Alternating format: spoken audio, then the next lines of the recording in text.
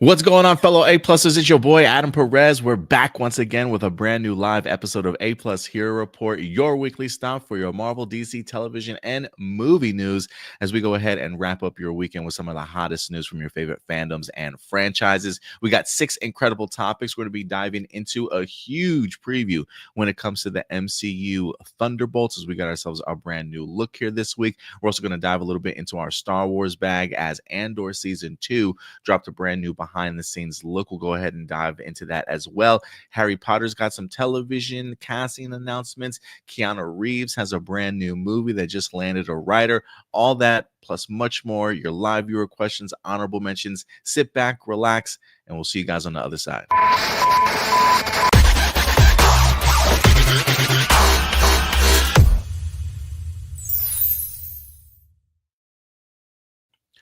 Good afternoon, ladies and gentlemen. Welcome to your weekend episode of A-Plus Hero Report as we're set to go ahead and wrap up your weekend beautifully. It is I, your host, Adam Perez, joined none other than by my co-host, Stuart Branscombe in the house. What's up, buddy? Good to see you, man. Hey, good to see you as well. Love How that have you AC. been this last week? Oh, I yeah, love the your ACDC AC/DC. t-shirt. Yeah, Thanks. I'm digging it, man. I have a GI Robot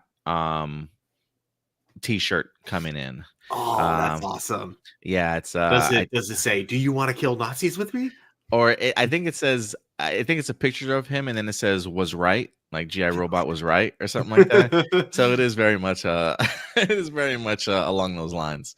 I saw it on TikTok and I was like, yo, I've got to have this t-shirt right now. So yeah, I've been a big fan of Creature Commandos in general, but it's good to see you, man. How's work been treating you? You doing all right this week? Everything? How's the box office where you're at? I don't even know what movies are out. My uncle's mentioned he just saw Mickey 17 or something like that. That movie's been doing really good at our theater. Yeah. I haven't seen it yet, but I do plan on watching it either tomorrow or Tuesday.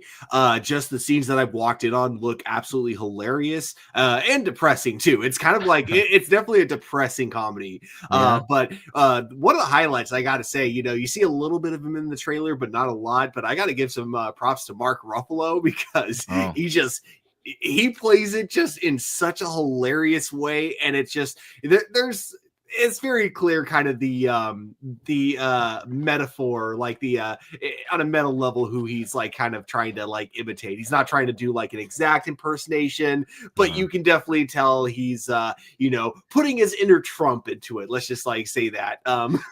He does a great job in it. And then just the overall like kind of tone of the movie, it definitely in the very beginning part at least goes for a little more of a sadder tone than the trailers kind of made it look.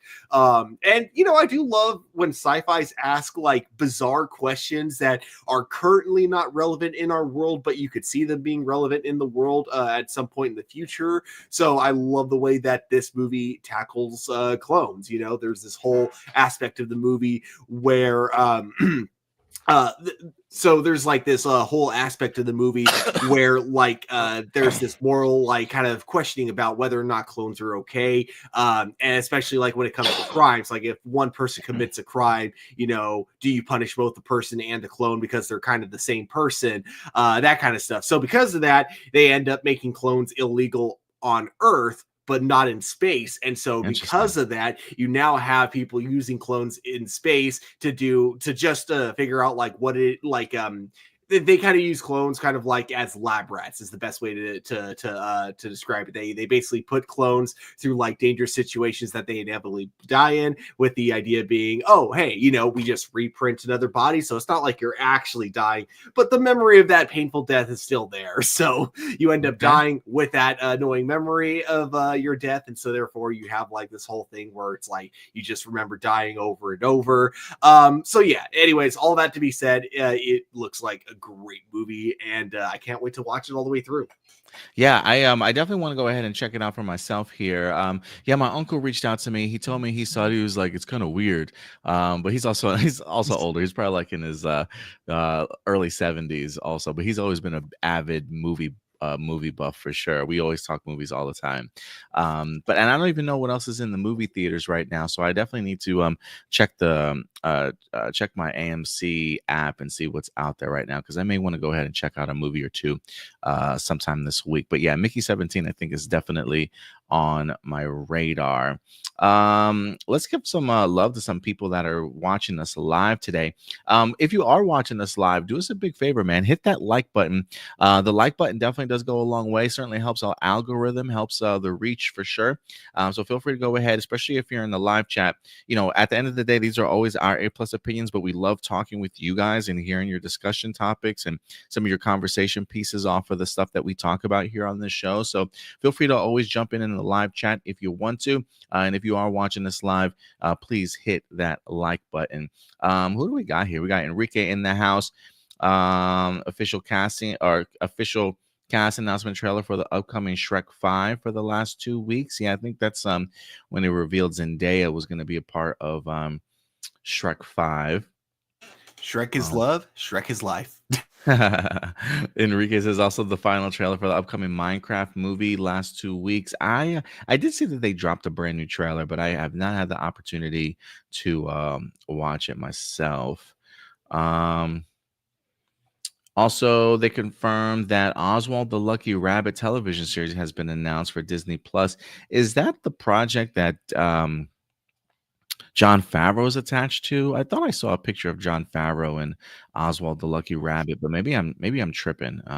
Maybe I have a wrong character in mind.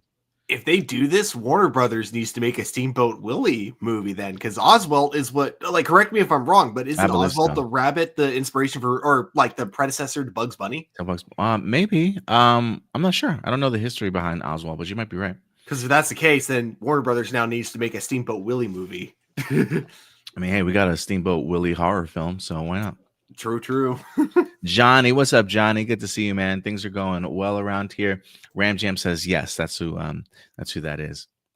Good to see you, Ram Jam. I appreciate it. And yes, I did get your live viewer questions. I'll hopefully we'll try to remember it's there, but I'll definitely continue to check back for sure.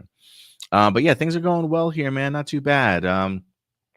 Family's doing well. I'm kind of rocking the hoodie today. I didn't dress all nice. It's maybe like mid 40s here in Fort Worth, Texas right now. Overcast, kind of gloomy. I think it's been raining off and on the past couple of days around here. So it's very much hoodie weather. You know what I'm saying? It's just one of those days around here. But we got a lot of incredible topics to talk with you guys about today. Just so you guys know, I also did drop my review for Daredevil Born Again. Episodes 1 and 2. I went ahead and dropped it yesterday afternoon. Took me a while to get the opportunity to get around and find some free time to watch the first 2 episodes, but I certainly did finally. Had to give my thoughts. So if you want to go ahead and check out our review, I will be doing weekly reviews for Daredevil Born Again. If anything, I'm hoping to certainly drop them a little bit more on time beginning next week for you guys. But regardless, if you want to hear my thoughts on it, it is currently available up on the channel. Did you have the opportunity to check it out for yourself, Stuart? Did you see Born Again yet, the first 2 episodes? So the first night, I actually stayed up till midnight because I thought they were going to release it at 12 like they usually do. I didn't realize they were releasing it till like 8 o'clock in the afternoon. So I was kind of disappointed by that. But yes, I finally got around to watching it the next day. And so far, really liking it. Not loving it, and I definitely have a major concern, and I think you know which concern I'm talking about because it happens in the first like 10 minutes of the first episode. And I wouldn't be this disappointed by it if it wasn't for the marketing behind the show and like everything they were really like advertising that to the fans basically when it came to this series. It just felt unnecessary, at least at the moment, and we'll have to wait until to let the season play out to see if I still feel that way by the end of the season. But as of now, a little bit disappointed, but that can definitely change by the time the show ends. Yeah, I am curious if there's more to the story that gets revealed as the series goes on. Is it one of those things where you're disappointed that they used it sort of like as like a plot piece just to get Karen and Matt from point A to point B sort of thing without really any explanation behind it. I'm just disappointed that it felt like they just kind of fridged him basically, which is funny because it's like you'll hear people like Uh-huh, using that when it comes uh-huh. to women characters, I especially get in you. comic books, and yeah, it definitely is a problem. But like, yeah, it's the first time I've ever felt that way about a guy where I'm like, oh, they just kind of fridged him. Okay. I think Yeah. that's a great example. Yeah, outside of that, I guess I didn't have so much of a I mean, I get from a narrative perspective, you definitely make a good point for sure. Something I didn't take into consideration before, so I might have to revisit that. But I think all my issues that I had with episodes 1 and 2 literally came within the first 15 minutes of episode 1. Mhm. Because while I love a good long one shot, this felt very CGI heavy in regards to the execution of it, while I'm sure some aspects of the fight sequence between Bullseye and Daredevil are practical in a sense, there's just a lot of green screen and CGI work at play that just didn't make it feel as authentic as I wanted it to. To be fair, I watched the episodes on my computer, so I kind of want to go back and watch it on my big screen and see if like it looks better quality wise. And so the issue that I had was like the smoke screen, like the smoke that's all CGI. That's not even real smoke. Like you can clearly tell. I'm Mhm. just curious why they went that route and not the more practical route in the execution of it. Because sometimes it just felt really disjointed. Um, so yeah, I had a little bit of a problem with the fight sequence. At least like the sequence in the bar, I had an issue with. Once they start going up the stairs and then onto the rooftop, I'm a big fan of that. But the initial kickoff it was just really hard to kind of watch. So a lot of my issues come within the first 15 minutes of it. But after that, I think Charlie Cox and Vincent D'Onofrio just hit their stride, man. And I really love what Vincent's doing with Kingpin in here as well. So yeah, I would agree with you. I enjoyed it. Haven't been blown away yet, but it is something that I think as the season continues, I think it'll draw me in even more each episode.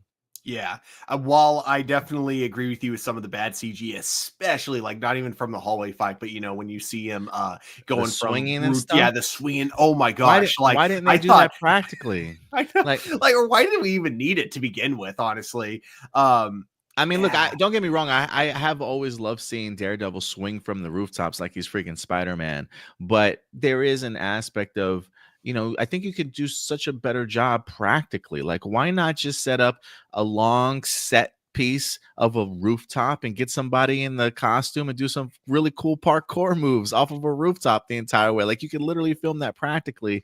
I don't know why they chose to do it so CGI heavy-handed in that. So yeah, that was another one of my complaints.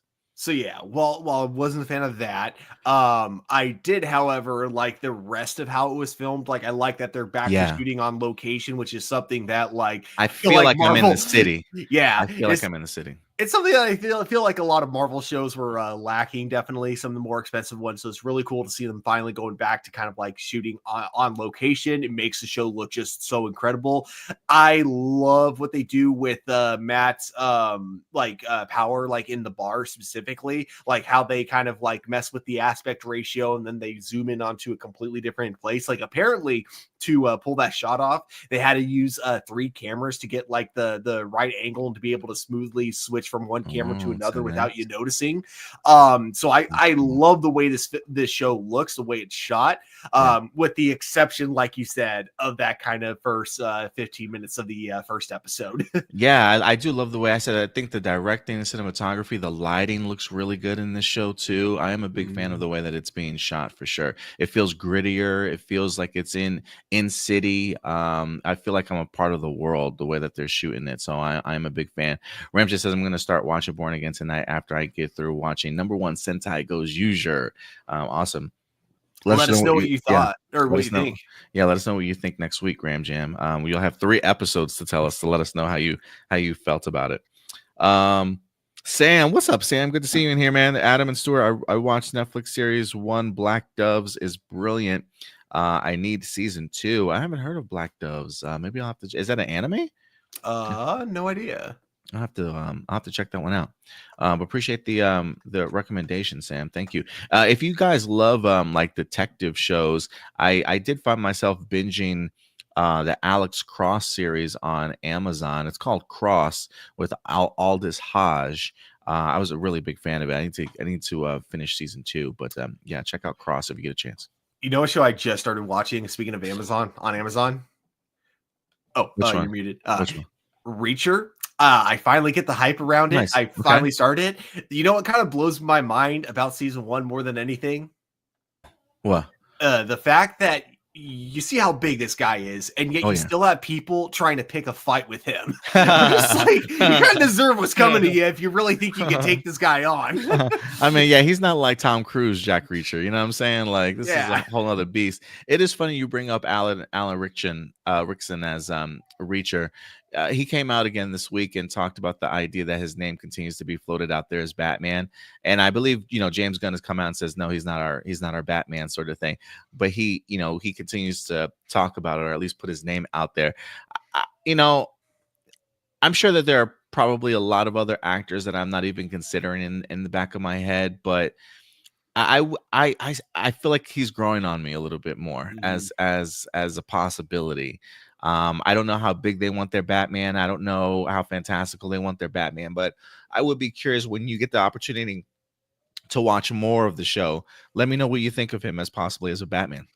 I already can tell you that I think it's a great idea. Not only is he a good actor, but I also love that he, I brought this up before. I kind of want an actor that doesn't look anything like Robert Pattinson in the DCU Batman. And because this guy is like a completely different build, a completely different vibe, I think it'd be kind of perfect. And then just that way you have like, you've established the fact that these are not the same Batman, so you don't have to worry about audiences getting confused.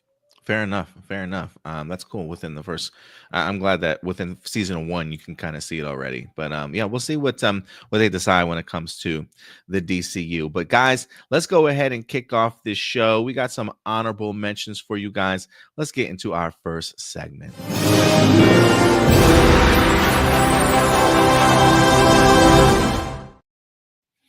And we're going to get into our honorable mentions portion of the show. This is pretty much the portion of the show where we've got some topics that we wanted to at least bring to you guys' attention without, just topics that didn't quite make our top 6 to talk about, but felt that you certainly still deserve to know about it. First up, Stuart, do you have any honorable mentions by any chance? None this week. None this week? Okay. We have got a brand new first look at Star Trek Strange New Worlds. Season 4 has officially begun filming. It is odd that season 3 still does not have a release date yet. It is supposed to go ahead and release sometime this year. They just have not released the actual release date. So while we're waiting for the release date of season 3, filming has in fact begun, at least for season 4. Have you been keeping up with the show, Stuart? Oh yeah, I think Strange New Worlds is my favorite like modern live action Star Trek. Nice. We also got some new words this week from the Punisher himself. This news actually just dropped yesterday evening, really late night, so I didn't actually put it as part of the stories itself. But John Bernthal gave his first comments on the upcoming Punisher special presentation to confirm that it is a real thing, that it's actually happening. But he does give some insight into the show. When asked how it would compare to the Netflix show, Bernthal responded, "It's going to be dark. Frank has no interest in breaking out the darkness. It's not going to be easy. I don't know if that's the Netflix tone. Then that's what it." Oh, he says, "I don't know if that's the Netflix tone, then that's what it's going to be. It will not be Punisher light. I promise you that." So yeah, he definitely confirms that they're not going to be holding back when it comes to this special presentation. And I'm all for it, honestly.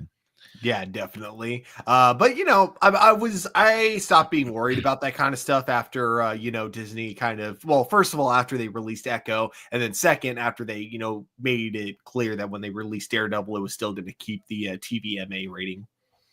Yeah, I'm definitely not worried about what Disney does with these dark characters. I think they're gonna nail it. Now, I mean, like from a storyline perspective, who knows? But as far as violence wise, yeah, they're definitely not afraid to hold back any longer. Also, something odd happened this week, Stuart. I don't know if you ever caught this or not.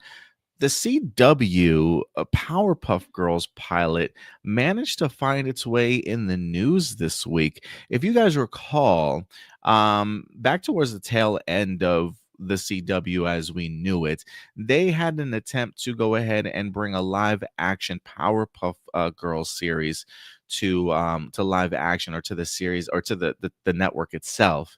I was a really big supporter for a Painkiller Black Lightning spinoff series, but they axed it for this Powerpuff Girls series. This series went into, I believe, production for the pilot, at least, to see if it would be picked up for an actual series run, and it was not. It was not well received whatsoever. People were not a fan of what they saw. But this week, Stuart, they dropped the trailer for it. The trailer pilot leaked somehow. If you want to check it out, it is currently up on our Facebook page. Warner Brothers surprisingly has not taken it down from us there. I did spread this other places, and WB was quick to shut it down. So they definitely don't want this trailer out there for sure. But the Powerpuff Girl trailer, or pilot trailer, is out there if you want to check it out for yourself. I've watched it once or twice, Stuart. Thank God we didn't get this show, my guy. What'd you think of it? Yeah, I'm right there with you. When the show was first announced, I still remember saying this, and I think looking back, yeah, I think I gave way too much credit. But my thought was, there's no way someone would pitch a live action Powerpuff Girls series unless they really had something good going for it. Because you have to know how silly that sounds. A live action Powerpuff Girls movie. You got to know when you're pitching that how dumb that sounds. So if someone's going to pick that up, it has to be for a good reason, right? And then watching this trailer, I'm like, I don't know what Greg Berlanti was thinking. Yeah, me either, man. I really have no idea. I will say I think the girls look great as the Powerpuff Girls, but it feels like when you first watch it, it does have that feeling of the Powerpuff Girl animated series, in the sense of the way that like some of the scenes are shot, the over the top performance, the weird dialogue sort of thing. It feels like it's literally ripped out of an animated series. But once you start getting to the point of them becoming adults, it just feels so disastrous. It just jumps the shark, jumps the rails. Yeah, man, I've watched this a couple times and I'm just thinking to myself, like, yeah, I'm really glad we did not get this. But I yeah. remember when the script got leaked and people were saying, this is way too bad. There's no way this is actually real. This has to be fake. And then watching this, I'm like, okay, I am 110% convinced that leaked script was real. I don't think I ever saw the leaked script, but now that you mention it, now I almost want to read the leaked scripts if I can find them somewhere, honestly. But It, yeah, this was bad. it's worth reading just to give that extra confirmation of it's a good thing that the show didn't get made.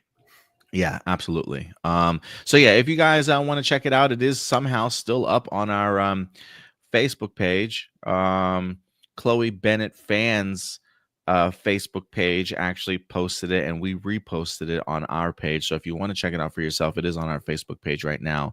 But yeah, I don't want to play it here because I'm sure WB will come and hunt us down. So yeah, I don't feel like having to deal with Warner Brothers. And then last but not least, Stuart, I don't know if you checked this out. The Last of Us season 2 dropped an official trailer yesterday. Did you get a chance to check it out at all? I did not. Did you not know? I didn't know it was a new trailer. No. Oh man, I think it's time to watch it then. All right. Go ahead and check out this Last of Us trailer together. I have watched it like 2 or 3 times. If you haven't had the opportunity to check it out, then it's worth watching because it's pretty intense. Here we go. Oh wait, I don't think I shared the audio. Hold on. Let me bring this back up. Did I share the audio? Yeah, maybe I did. Okay, here we go.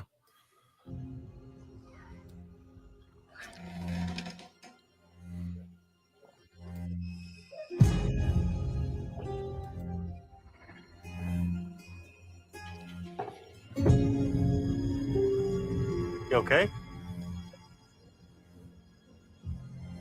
Yeah.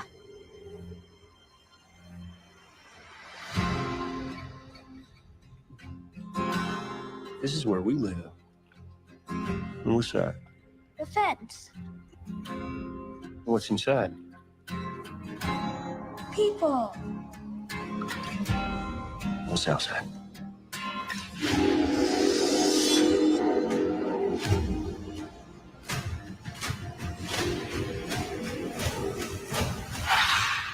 Monsters. Damn.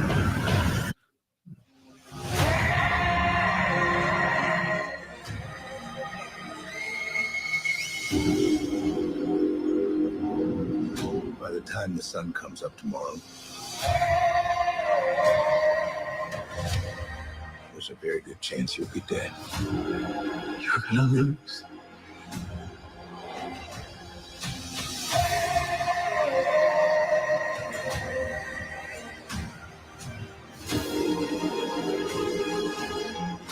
Don't you know what he did?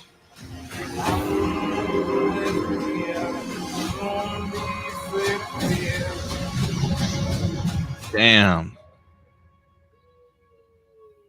You swore.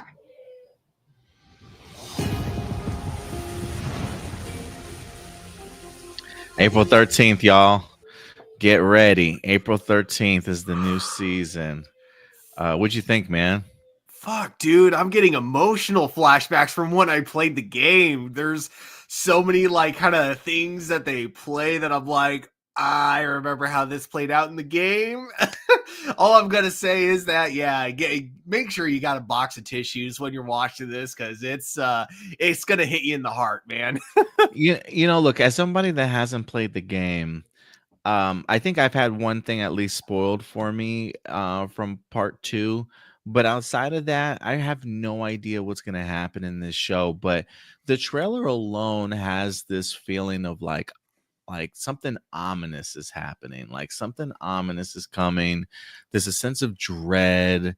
There's a weightiness behind this trailer that I'm just like, I don't know if I'm ready for it, bro. Like, I just don't know if I'm ready for it. You know, when I watch it, I get mixed vibes of like, The Walking Dead meets the final season of Game of Thrones, like the White Walkers approaching the Northern Wall sort of thing. Like, I just feel like this is gonna be absolutely bananas. I was not expecting to see so much action, big action, like really epic scope kind of action, for a season 2 here. But yeah, I'm eager to see all these different characters and just the emotional stakes that are behind it, because it feels heavy, and I feel it when I watch this trailer, man, for sure.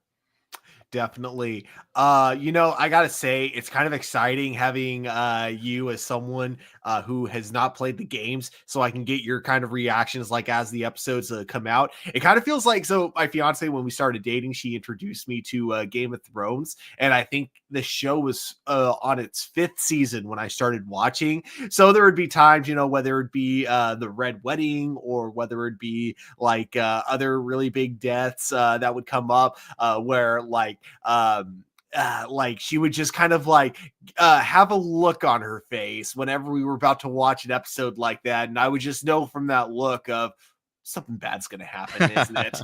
And that's what it's like, watching this trailer, and it's like, ooh, I know something bad's gonna happen. I can't wait to see your reaction. Yeah, I feel it, man. I feel something's coming. So I'm really eager to see what season 2 is going to be like. I'm actually in the process of rewatching season 1.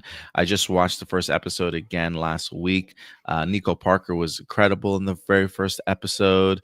The attachment with her father, getting ready to celebrate his birthday, and then the ish just kind of hits the fan, sort of thing. I can't remember how long that episode was. I didn't get a chance to finish it. I think I passed out.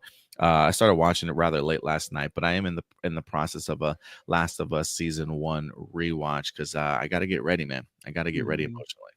So yeah, let us know what you guys thought of the Last of Us season 2 trailer that just dropped. And if you want to watch it again, it is currently up on our YouTube page, y'all.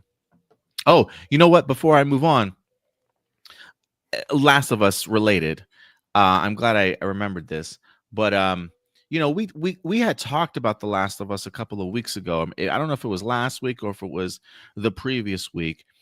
The notion of Last of Us Part 3 video game wise came out, right? I can't remember who brought up the topic or how it came into our conversation, but one of the things that I said at the time was, I don't know if we'll ever get a part 3, right? Like how do you go from making television seasons to then have to put a hold on television and then go and create an entire video game and then come back and do a third season or a fourth season of the show? Like the wait would just be too long, right?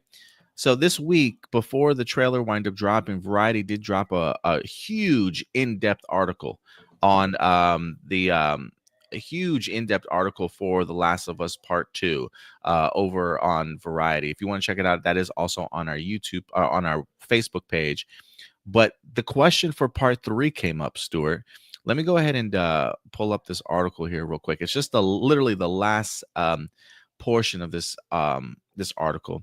It says, then there's the last whispering possibility of The Last of Us Part 3. Neil Druckmann says, I was waiting for this question. He says, Druckmann says, sign when I bring up the prospect of a third game. He says, I guess the only thing I could say is don't bet on there being more of The Last of Us. This could be it. It says, no matter the show's long-term prospects with the renewal all but guaranteed for HBO, Mazin and Druckmann will soon start the process all over again. He says, I've been feeling scared lately about like, oh yeah, I have to start thinking about season 3. I remember having this feeling when we were finishing season 1 where I was like, how the F are we going to top this? Now, of course, I'm like, how the F are we going to top this? So, yeah, he says, I guess the only thing I could say is don't bet on there being more of The Last of Us. This could be it in regards to the no more The Last of Us video games here. How do you feel about that, man? A little mixed. I feel like there's still one more journey left that we could have for well, I can't really even say for who actually, but I'll just say that I feel like there's one more story that that this franchise has room for. I don't want to say why or how, but I feel like you could fit one more video game / one more season in here.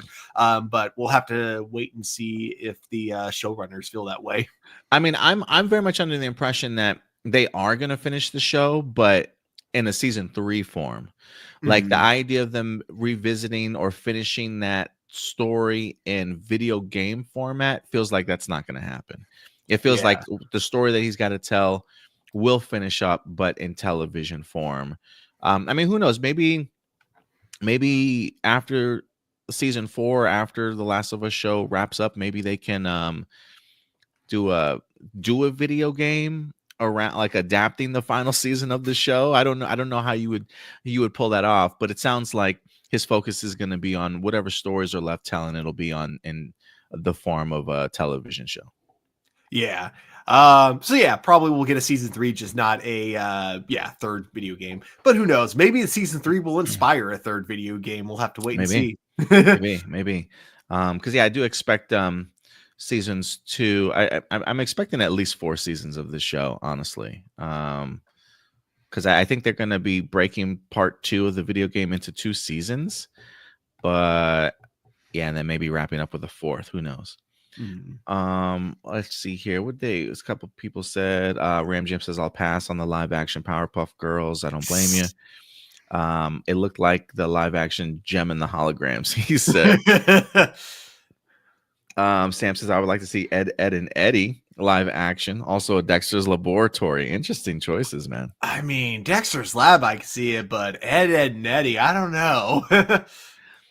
Good to see you in here, Marcelino. Thank you so much, man, for certainly coming through here today, as always.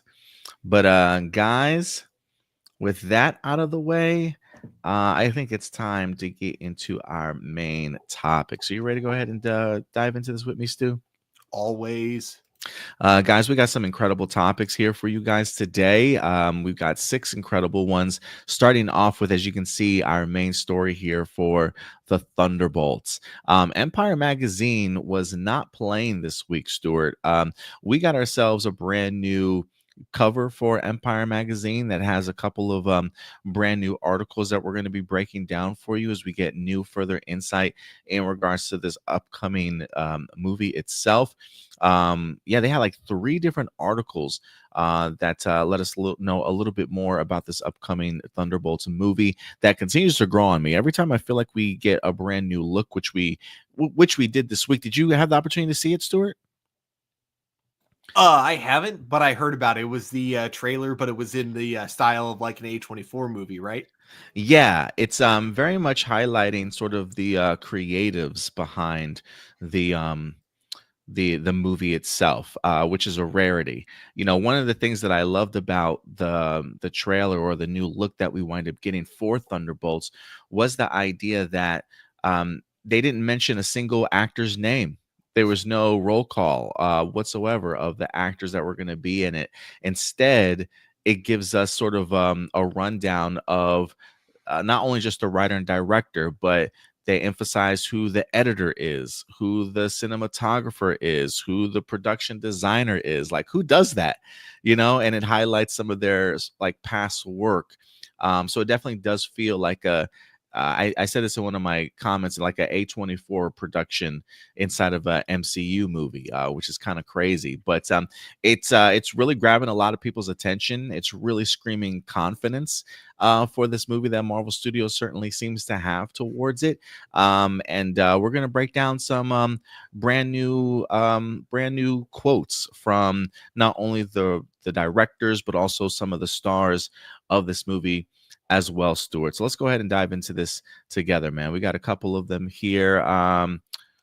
Speaking of the indie feel, this comes to us from Empire Magazine. Oh, let's get these banners up here real quick. There we go.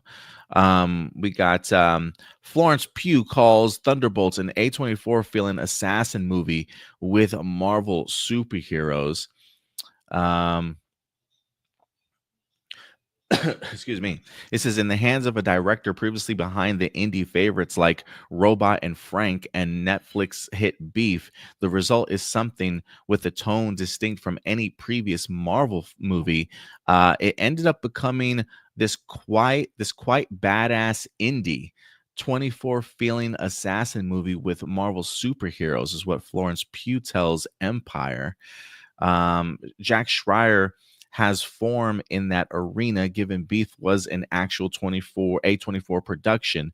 There's a certain amount of that Beef tone to it that does feel different. There's an emotional darkness that we brought to this that is resonant, but doesn't come at the expense of comedy, is what she says. I'm trying to see if there was another quote. That indie sensibility doesn't just emerge since the Thunderbolts members are largely power free. On a character level, they're all a little bit lost, looking for belonging, purpose, and perhaps redemption, particularly Lewis Pullman's mysterious Bob, the unknown quantity among the team. Florence Pugh says, Bob is going through what all of them are probably secretly going through. Yelena sees parts of herself in him. She's always been someone that wants to look after people. She has a sweet spot for him and essentially likes looking after him because he's useless. He's absolutely useless. And it says the Thunderbolts might not be the team anyone expected, but it might just be the team each of them needs. So yeah, giving us a little bit insight in regards to what the tone is. There's an emotional darkness that resonates, but doesn't come at the expense of comedy.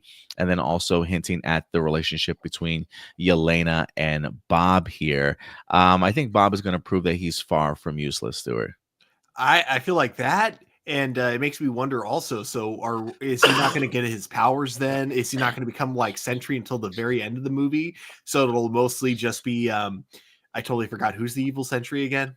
The Void? The Void, yeah. So will it just be the Void, and then maybe at the end he has to absorb the Void's power and then become Sentry? Or I'm curious how they're going to write it, because I don't know much about Sentry from the comic books, so I'm kind of going into this whole thing completely blind. From what I sorry, I'm trying to get this thing, but so from some of the Century comics that I have read, the concept of him is really a character that's kind of been forgotten over time.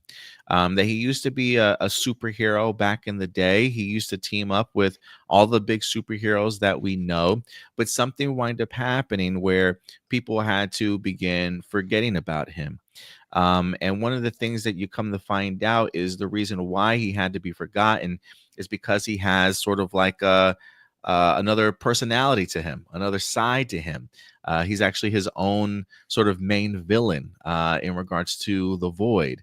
And he's so powerful and so destructive that in order to kind of keep him away, people had to kind of forget about him, and he had to forget who he was. And so some of the big superheroes like Mr. Fantastic and so forth, Reed Richards and them, they came up with this plan to go ahead and like have him forget who he is, along with millions of other people as well. And so he kind of just went about living his life to the point to where he could tell something was wrong. And eventually he sort of talked himself into remembering who he was. And then once he returns, then the Void returns. You know what I mean? They just come hand in hand, sort of thing. So it is an interesting dynamic to see how this is gonna play itself out.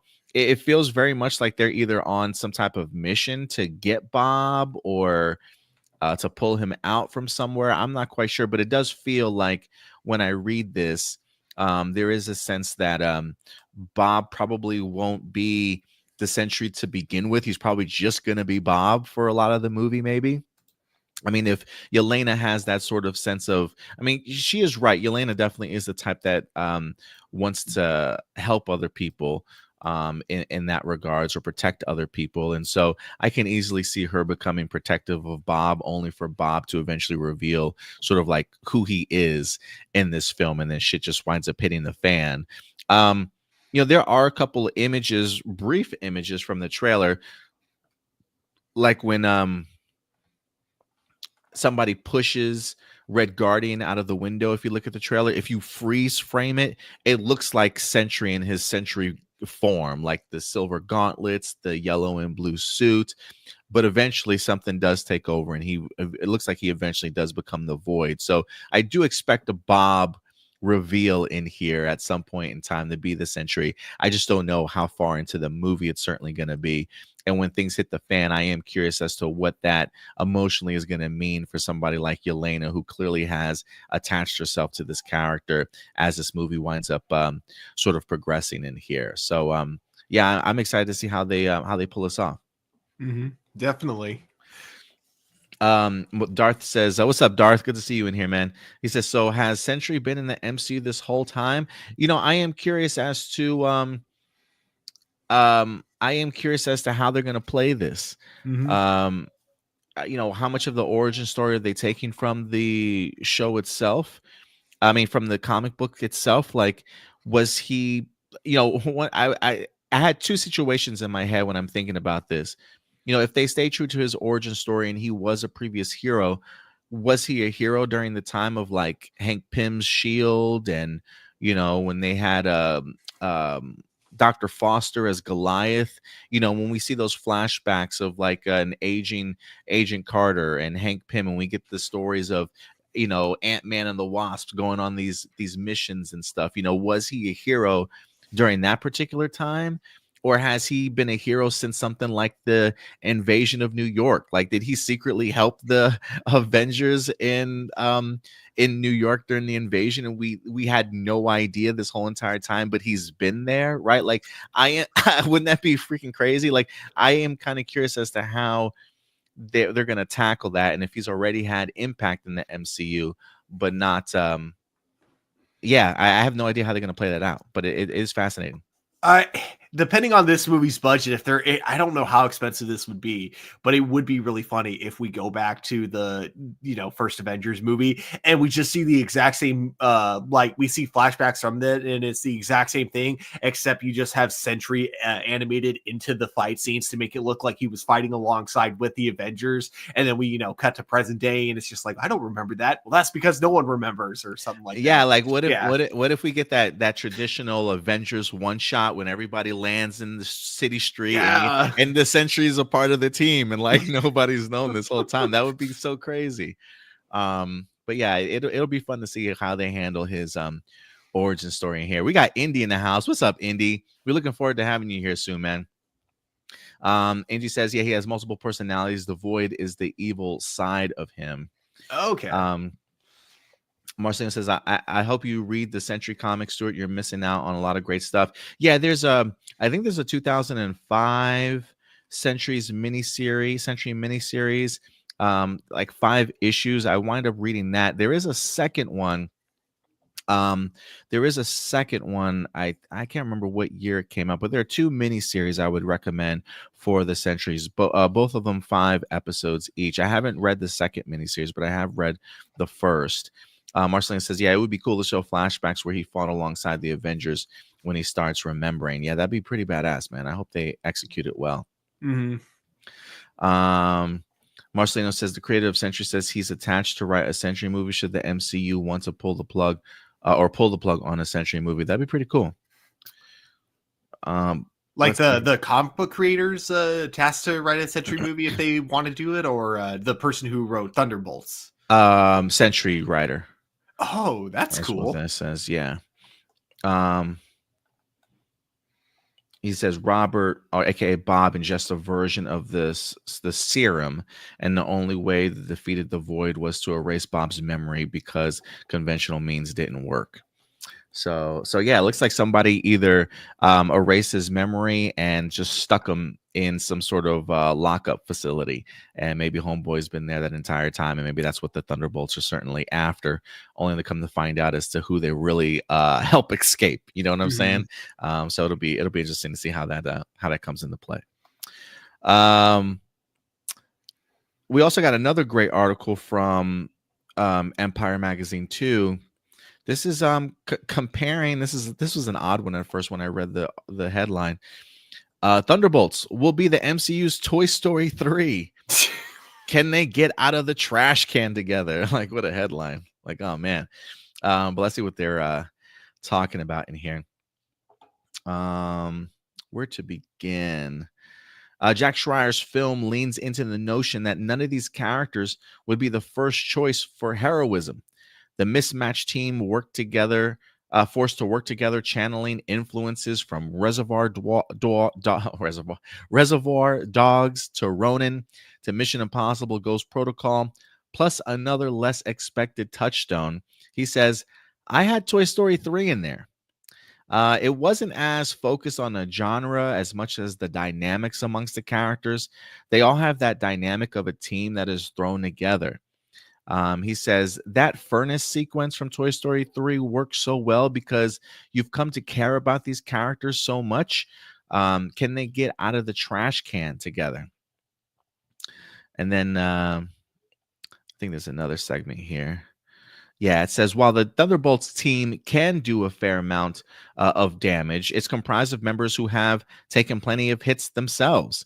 The director, Jack Schreier, says, you're talking about a group of characters that have done a lot of bad things, and maybe are struggling with feeling good about themselves. There's an element that does speak to mental health and loneliness, and how some of the darkness that we experience in our lives can't be necessarily fixed, but can only really be made lighter through connection and finding others. Perhaps the real message of Thunderbolts also comes back to Toy Story, you've got a friend in me. So yeah, I kind of dig it, Stuart. How do you like the comparison, man, when you think about it? It's I get where he's coming from. I still think it's a weird comparison, only because like the main thing Toy Story 3 had going for it compared to this is that, yes, while all these characters, we do know them as well as we do with Toy Story in terms of how long they've been around, we don't know their dynamic or relationship with each other. And so therefore, if you're comparing the trash sequence, one movie with these characters together wouldn't have that same impact, even if it's like really, really good. Even if this movie like does the best writing with these characters and their dynamics, I don't think you could have an emotional impact the way Toy Story 3 did, because this is our first time seeing their dynamic together as a group. So it's a weird comparison, and I don't think I'll agree with it after I see the movie. I don't know, Stuart. I don't know, man. I have a feeling you're gonna be like, I see the vision now. I see the vision. I don't know. I totally get what you mean, though. I totally get Yeah. what you mean. The idea that while we have seen them sort of individually over time, the idea of them together might not have that same emotional punch that Toy Story 3 did. But I mean, I think I get the aspect of, at least like some of these characters probably have history, like clearly the Red Guardian and Winter Soldier probably do. I'm sure Winter Soldier and Yelena probably have some past or history that we'll probably learn a little bit more about also. I do like the idea of that everybody in this movie really has their own problems and their own struggle.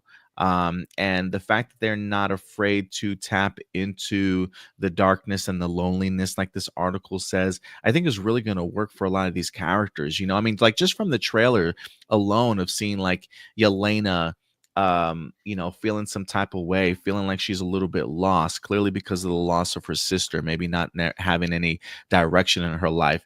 Seeing how her father, the Red Guardian, is handling himself, like stuffing his face with pizza and not really doing anything with his life, right? Like there is something interesting about all these characters being at their lowest, and being forced together to be in a situation where technically none of them should probably come out of this movie alive, if we're talking about them going up against somebody as powerful as the Void or Sentry itself. So I guess that fear of, uh, while maybe not as a dynamic as a group, there are definitely some characters in here that I'm like, please don't die on me. Like I don't want to see you go into the furnace, Sebastian Stan. Please, like I really like you as Bucky. I think he's done some really great character work and growth.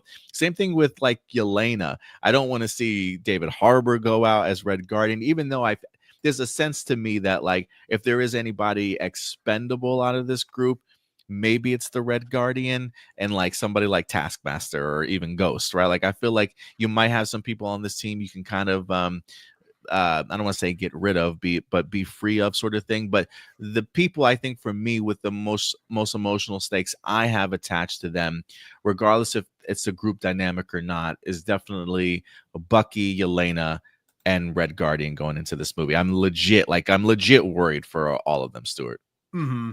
I think Red Guardian is pun intended the red shirt of the group currently. I just got a feeling if any one of them's not going to make it out, I feel like it's going to be Red Guardian. Yeah, it's definitely a possibility. But I am glad that they're not afraid to tackle the mental side of these characters, and I think that's probably really what's going to help push this movie to the top, honestly. And also a nice reveal in this last article here from Empire, as we finally get the opportunity to not only learn who has purchased the Avengers Tower, but what the new tower is going to be called. In the Thunderbolts, Avengers Tower is now Val's Watchtower, a symbol of things taking a darker turn. A dark Avengers turn, you could say. Hey, yeah, you can definitely say that for sure. These days, it's the headquarters of Val, aka Valentina Allegra de Fontaine, the mysterious and murky CIA director played by Julia Louis-Dreyfus. Previously seen recruiting disgraced Captain America wannabe John Walker for future service at the end of Falcon and Winter Soldier, and sending Florence Pugh, Yelena Belova, on a murderous mission in Black Widow. And under Val's reign, Avengers Tower is now known somewhat ominously as Watchtower. We know what that tower means, is what the director tells Empire, teasing a portent of things to come. Who's the person you would least like to own that tower? That means so much to so many people. Can you use that as a symbol of things taking a darker turn? And then they also talk a little bit about Sebastian Stan's role as Bucky in here. It says it's clear that Val will be integral in bringing together the mismatched group. The most Avengers adjacent, among them being Sebastian Stan's Bucky Barnes, formerly the Winter Soldier. It's like the Al Pacino quote from Godfather. Sebastian Stan says, "Every time I try to get out, you pull me back in." Bucky is going to come across this group and realize that they're quite similar in a way to him. So I think he feels he has to contribute and be a leader. Hopefully he can bring that dash of that old school Steve Rogers heroism to the building that was once Avengers Tower. I got to say, I think the part that stands out to me, like, while I am fascinated. First off, I think the Watchtower name, I don't know if they use that in the Dark Avengers comic book series or not either, but it is what the Sentry at least called his Watchtower as well, or called his tower was the Watchtower. So I find that pretty interesting that they're going back to that name. But I don't know. I don't know if they refer to that as the in the Dark Avengers or not. But I think what stands out to me in here is the Bucky aspect, Stuart. And I say that because, again, I'm fresh off of watching Falcon and the Winter Soldier. I'm fresh off of watching Brave New World, where he's now like a congressman and stuff. And and I've really seen the growth of Bucky Barnes, after the loss of Steve Rogers, him being lost himself, him questioning if Steve's vision of him was not only correct, but if he's following in Steve's path properly, the amendments and resentments that he certainly has, and the things, that he's got to kind of overcome when it comes to his amendments and some of that emotional struggle. It's been really great to kind of see the character growth of where Bucky Barnes started to where he is today. And I think that's one of the reasons why I don't want anything to happen to this man. Please protect Sebastian Stan at all costs. This man is a national treasure as Bucky Barnes. But we've never really had the opportunity to see him as a leader. I think of him in the Captain America comic books for a brief period of time, becoming Captain America, carrying the shield himself and being sort of that team leader. But we've never really seen that play itself out in the MCU. And for me, when I watched this trailer, the standout scene to me for the Thunderbolts is when he rushes in front of two people with his cybernetic arm and he blocks the van, and the van goes flipping over him, right? It's such a really cool visual and a great sort of heroic moment for Bucky Barnes. So the fact that he's now tasked with this team that he clearly seems like he's going to be the leader of, maybe reluctantly, but maybe find a way of becoming the leader for this team, I think is a really great position for Bucky Barnes to find himself in after all the personal growth that he's had in the MCU so far. So I'm really excited to kind of see how that plays up. And again, please survive this trash compactor, man. I need you to survive this, Bucky. Yes. What do you think about this article, though? Saying all a bunch of things that definitely intrigue me. I think mostly the thing I'm intrigued about, actually the two characters I'm most looking forward to in this movie is one, Bucky, and then two, of course, oh god, I'm forgetting his name, but the guy who took up the mantle as Captain America for a little bit during Falcon and Winter Soldier, because I feel like John Walker. Yeah, I feel like the two of them have the most like potential for character growth. Yeah. With John Walker, especially because like where we left things off, it seemed at first that he was kind of regretful of his actions until kind of he was given everything kind of back to him towards the very end. And so the big question is like for me when watching his character growth in this movie is whether or not he's actually going to feel remorse for his actions. He's going to want to grow and become, you know, a better man, be the person that like everyone saw him as when he took up the mantle as Captain America, or is this the kind of person that's just going to double down by the end of the movie and then suddenly we get that surprise new antagonist towards the end. You know, so I'm kind of wondering if we get something like that, because I could see them finally being able to find a way to save Bob without killing him, basically stop the void without killing Bob. But then John Walker being the guy that goes, no, we should just kill him just to be safe. So we'll see where that goes. The other one, of course, is Bucky being a leader. I still think it's so weird that he ran for that they established he was running for Congress in Captain America. That was weird. It just kind of fell out of nowhere.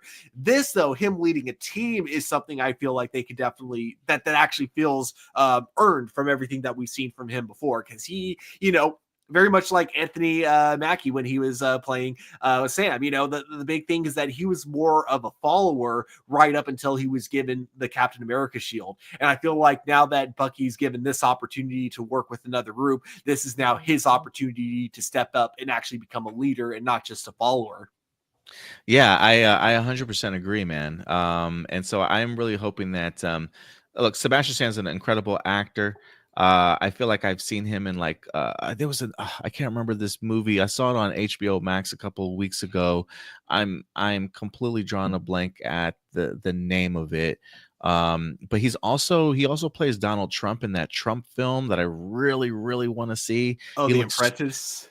Is that what it's called? The Apprentice? Yeah, he The looks Apprentice, yeah. yeah, he looks so incredibly good in that movie. Just from a talent and like acting performance wise, I really want to see him just do really big things. So I hope that he continues to stay a part of the MCU and that he has some amazing growth in here. And I'm glad that you brought up John Walker, because yeah, him and John Walker do have a past coming straight out of Falcon and the Winter Soldier. You know, I think the last time we saw them together, they were beating each other's ass over the shield, if I'm not mistaken.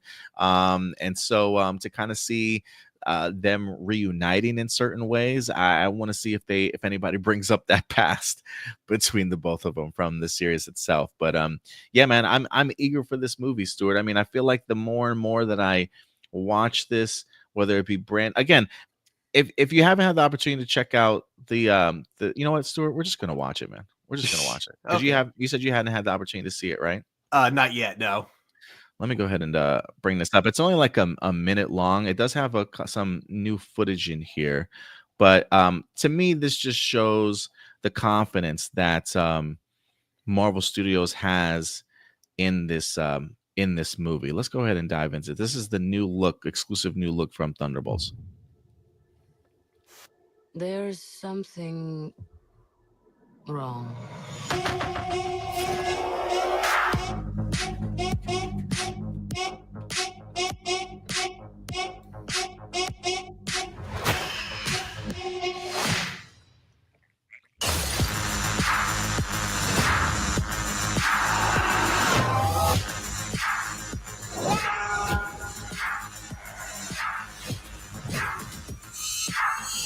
The Avengers are not coming.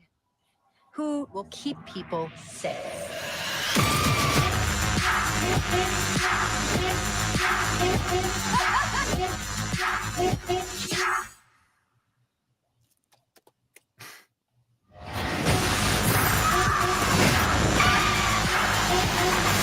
Yes!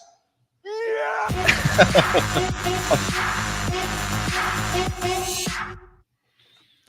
I mean, you know, I thought it was a really cool, interesting first look. I don't know.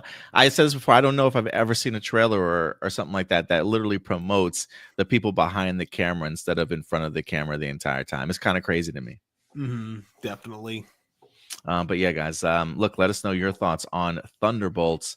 What I don't May something. I completely missed the release date. May 13th, maybe. I can't remember the release date. But after everything you've heard from Empire Magazine's deep dive into Thunderbolts, what do you guys think? What's your anticipation level for this show or for this movie? I definitely want to know.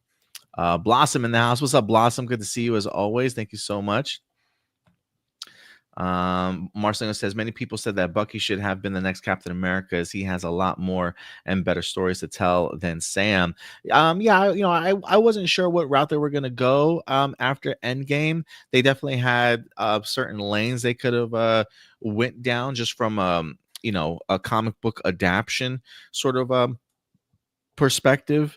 So yeah, I think if anything, they certainly teased it a little bit in Falcon and the Winter Soldier to kind of give fans a little bit of what they want, having Bucky actually like hold on to the shield and use it, even if it's for like a brief period of time, of things that certainly could have been.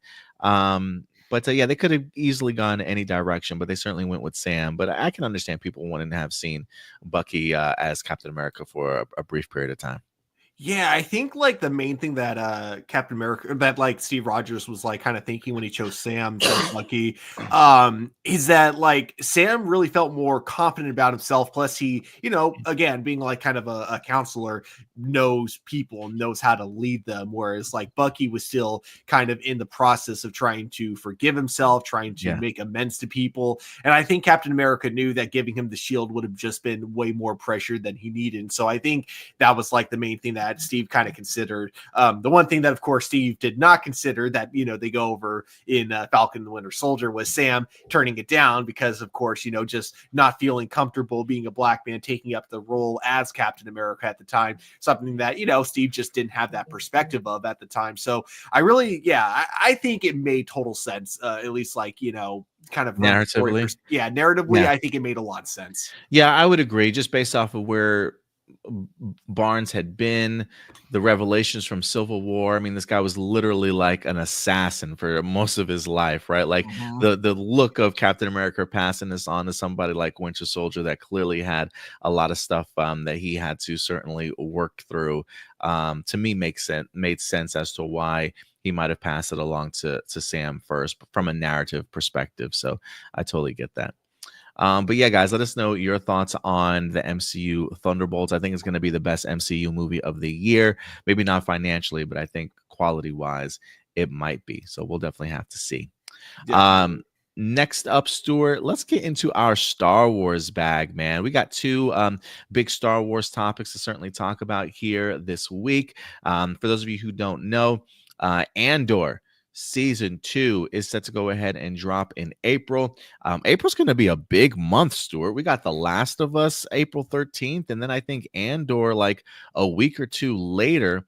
But we're getting ever so close to the return of Andor, as Tony Gilroy returns as writer, along with Diego Luna certainly stepping back in the role.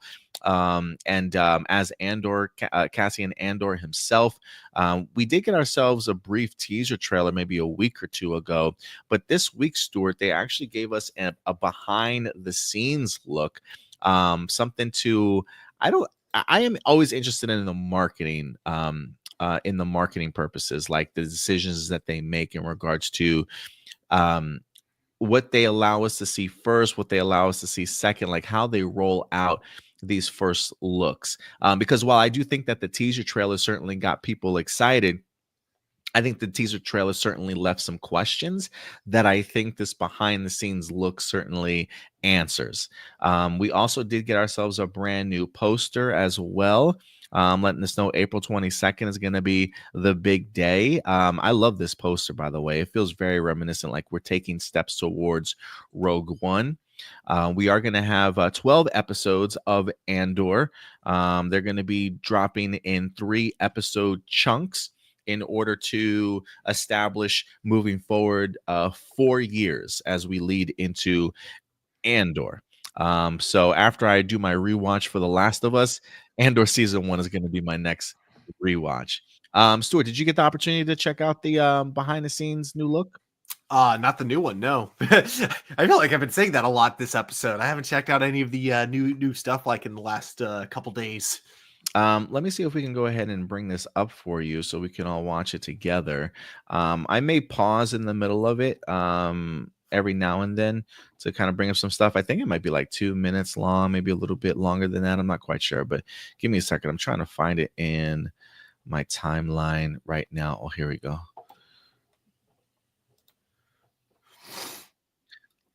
It's about 2 minutes and 22 seconds. But this is everything that I honestly wanted to see in a Andor trailer. But this is in the behind the scenes form. So let's go ahead and look, guys. If you're watching us live, wherever you're at, hit that like button, man. We would really appreciate it. It's free. Takes 1 second of your time. Hit that like button, y'all. Let's go. Emergency broadcast. If you can hear me. We are not who we were when we started. Imperial ships are already landing. We need to speak out. We need to stand up. Is there no one who can help us? We need a pilot. A soldier. Everything I did for the rebellion. Revolutionary movements are spontaneously happening all over the galaxy. How those come together is the stuff of our story.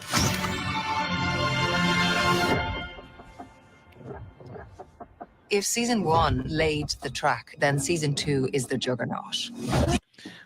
Real quick, I just want to say the production looks so freaking clean in this, man. It looks so freaking clean. I absolutely love the way that this series is starting to come around. And also, while you're listening to the behind the scenes stuff, listen to the soundtrack behind it also. It just really stands out to me when I watch this.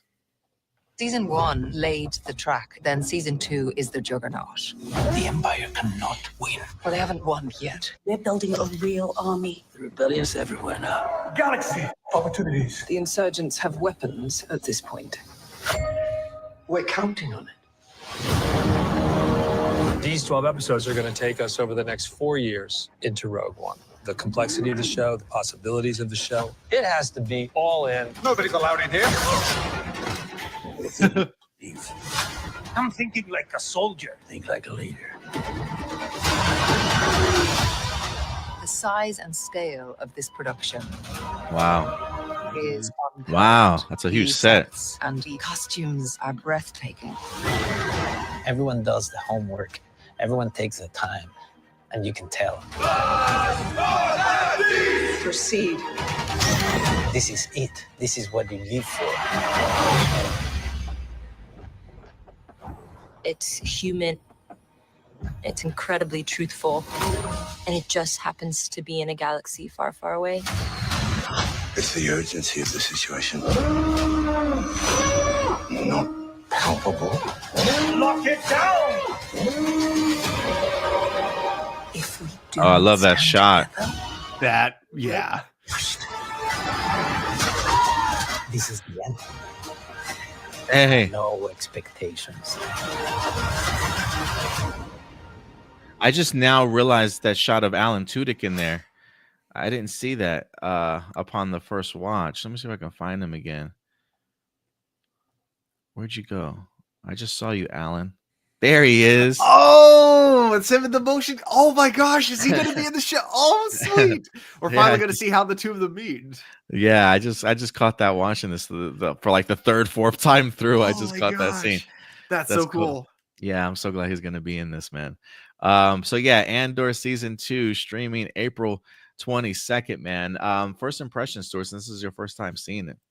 Dude, I'm almost speechless. Like, that is honestly just like, not only like aesthetically, it looks absolutely incredible. The production behind it is insane for a Disney show. And it's so weird because like, I'll look at Star Wars Acolyte, and that show, despite having a huge budget, just kind of looks cheap at times. Whereas this show, I don't know if the budget's bigger or if it's the same or even if it's lower, but just like season 1, it looks incredible. It looks movie quality the entire time I'm like looking at it.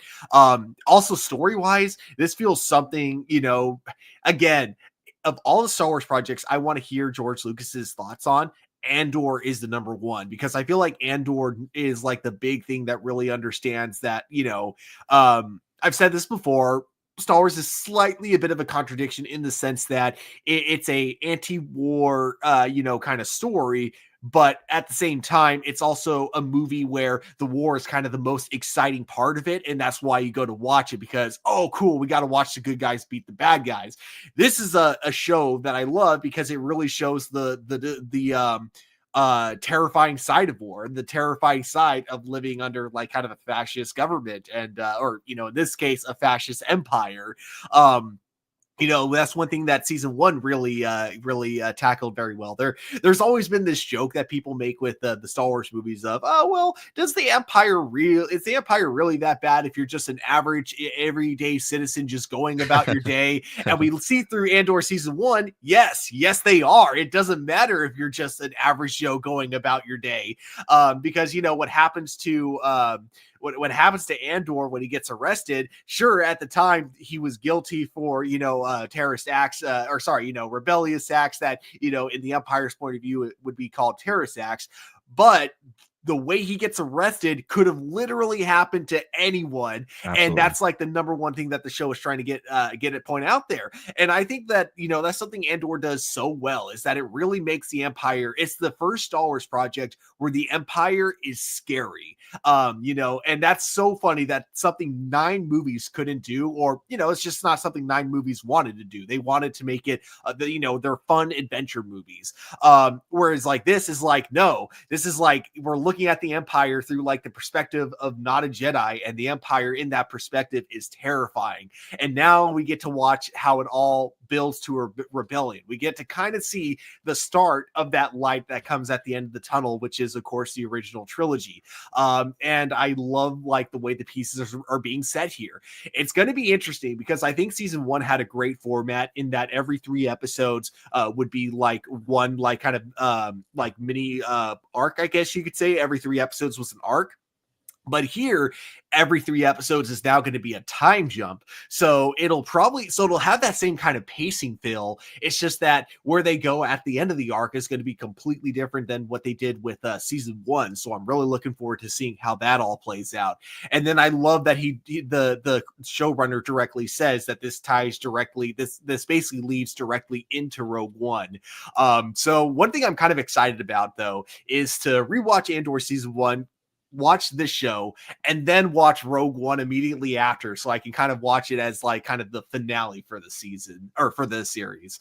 Yeah, everything about this trailer gets me excited. Everything the showrunners are saying. We got a great cast, great looking production, and if the writing is even half as good as it was in season 1, we got an amazing show on our hands. Obviously, I hope it's better than half as good, because if it's only half as good as season 1, I'm going to be disappointed. But you know what I mean. It would shock me if season 2 of Andor doesn't end up being good. It would shock me more than anything. Yeah, I want to say I heard Tony Gilroy talk about the idea that the last shot of maybe Andor season 2 or might be actually him going to meet his contact, like when we first see him in Rogue One. So it literally might be like a direct connection to leading directly into Rogue One. I have no idea how Tony Gilroy is going to pull it off, but I agree. I have a feeling I think each 3 episodes, I think it will definitely repeat itself like from season 1, in the sense of there's an arc that gets told within that particular 3 episode, and then maybe the ramifications of how that's impacted the galaxy or their world, and then we jump a year ahead sort of thing. So I am fascinated by it. It's similar to like two things came to mind. I feel like they did this with House of the Dragon, when you got like a little mini arcs here and there, or a couple episodes, and then a time jump sort of thing. But I have a feeling this might handle the time jumps a little bit better. And then also just the release schedule of it reminds me of Your Friendly Neighborhood Spider-Man, in the sense of while they are dropping batches, the batches from a narrative perspective I think might work really well in that sense. It might suck that we don't get the chance to talk about Andor for 12 weeks. I think from a narrative purpose, I think it'll certainly make sense. But yeah, man, I echo all your sentiments, Stuart, in regards to this trailer or this behind the scenes. I'm sitting here trying to take real-time notes as to how to start rebellion, just in case. You know? Yes. If there's ever a time that we need a show like this, it's now. So. Yeah, I'm taking notes from you, Tony Gilroy, on how to survive this today's society right now. But I think that's where for me that's definitely where the connection is, and I love the idea that he mentions that there are rebellions taking place all across the galaxy, right? And I think the key is, how do you get these pockets of rebellions to come together to actually have a more impactful force and plan something that will help overthrow this particular empire. And so I'm really fascinated to kind of see like all the different pieces. I mean, like even Saw Gerrera, right? Like even though Saw Gerrera is part of it, I don't know if he's necessarily the main piece of it. And based off of just where we see Saw Gerrera when we get to Rogue One to where Saw is right now, I am really fascinated to see like his mental instability begin to break, or like him in battles to where he's got to rely on this oxygen tank to kind of survive. Like what happened to this man during this particular period of time? Does he branch off and start doing even more things on his own without maybe working alongside some of the other people in the rebellion? So it's going to be fascinating to see these different sects of rebels kind of doing their own thing, and then yet having to find somebody that's going to coalesce everybody to eventually kind of work together. So I'm really eager to see what they do here. I would agree with you, Stuart. You mentioned the idea of the Acolyte and its budget. I think a lot of that budget went to two things: the actors and marketing, because I felt like marketing for the show was everywhere. They probably could have spent like movie budget like of $100 million of marketing alone to go ahead and put that show out there, on top of maybe some of the salaries for Carrie Ann Moss and maybe some other people, sort of thing. Because when you watch this, it looks pristine. The production value looks incredible. The set pieces do look huge. The actress that plays Mon Mothma talks about it. You can clearly see it in here also. I love the idea that Diogo Luna says everybody does their homework, and you can see it and you can feel it when you watch the show. And even as performers, they can see it when the final pieces kind of come together. So, look, I know Tony Gilroy has spent a lot of his years right now doing Star Wars. I don't want this man to ever leave Star Wars, but I'm sure he probably is going to go on and do other things after this, unfortunately. But, I think Andor and Rogue One is going to be the lasting legacy of Disney Star Wars. We talk, while Star Wars is definitely a prestigious franchise in the sense of its popularity and how much it's well renowned and people respect Star Wars, when I think of prestige television and like quality, Andor tops the charts for me. Andor and Rogue One top the charts for me. And if Andor season 2 can kind of do that, that's just going to be like its own mini trilogy inside of this Star Wars franchise that I think truly stands above the rest. So I think they're doing incredible work in here. And I cannot wait to get back into this world and just see how this rebellion like just kicks off and finishes, man. Because I'm really eager for what they got in store for us. It's the perfect sequel to the prequels, because the prequels are all about how an empire is formed, and Andor is just about how a resistance is formed. Yeah, absolutely. So everybody take notes. We may need this later. Take notes. But yeah, man, look, we want to know your thoughts. What did you guys think about Andor seasons 2 behind the scenes? What really stood out to you? Alan Tudyk is back. Was it K2SO? Was that his name? K2SO? I had to like look it up because I also forgot. But yes, yeah, the numbers. K2SO finally coming. Yeah, I'm really eager to see how that relationship is brewing. Him and Bix are back together. We're having some sort of connection there. I heard you chuckle when she shoots the guard and he like collapses, sort of thing. You can't come. Just like the moment he's just like, hey, you can't be here, bang. Yeah, and when you chuckled, it made me think to myself, like, them filming that scene, there clearly being no blaster shot and just the stunt man having to take the fall. Like I'm always fascinated to kind of see how a stunt man reacts to the laser blaster and how he kind of collapses, sort of thing, right? So shout out to the stunt man in that scene that just face planted. It was great stuff. If I was ever an actor and I had to have like a prop gun, because I know some actors actually accidentally do this, and so they always have to like cut and retake. I would totally be that actor who would accidentally go bang every time I pulled the trigger. Yeah, I mean, I've heard stories of like them having the like cut, like you can't say pew pew, man. Like just pull the trigger, okay? We'll do the special effects afterwards. I'm like, okay, having to remind the actors. But yeah, guys, like we want to know your thoughts. Andor season 2, April 22nd on Disney Plus. What's your excitement level? Let us know your thoughts in the comment section box below. And as we continue on here, look, guys, it looks like we got like 6 people in our live chat over on YouTube. Look, man, if you love what you're hearing so far, if you're loving the show, do us a big favor, hit that like button.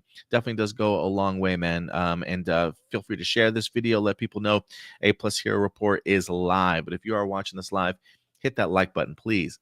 All right, Stuart, from that Star Wars topic to another Star Wars topic, we are still waiting for this Rey Skywalker movie to certainly happen.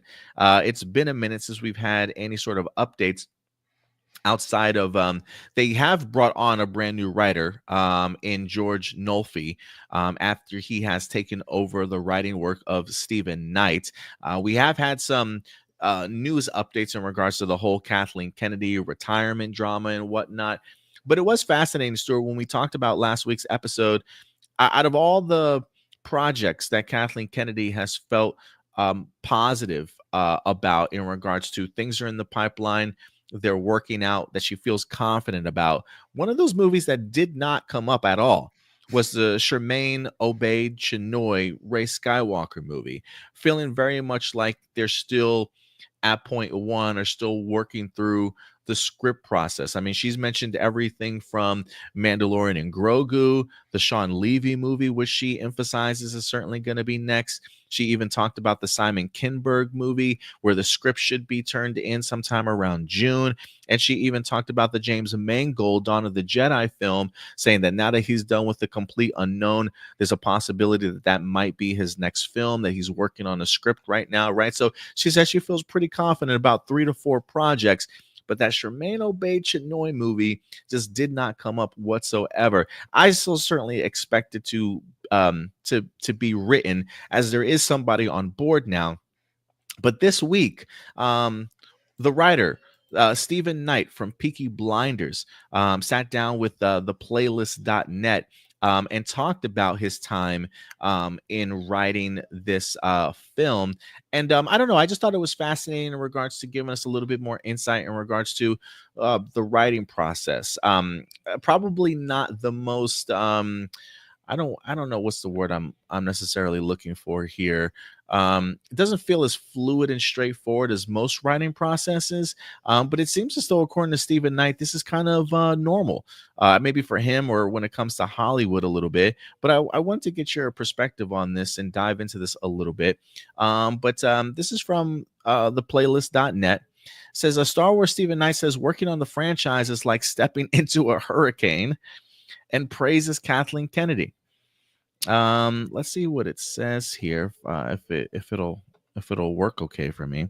Here's what Knight said about his experience working on the Star Wars project and Lucasfilm. While some fans bemoaned the loss of Knight on Star Wars film, complaining that it was yet another change in direction, or even speculating that Kennedy didn't like his changes and he was dropped from the project, the screenwriter said he loved working on the movie and praised the Lucasfilm chief. He says, I mean, it was such a great experience.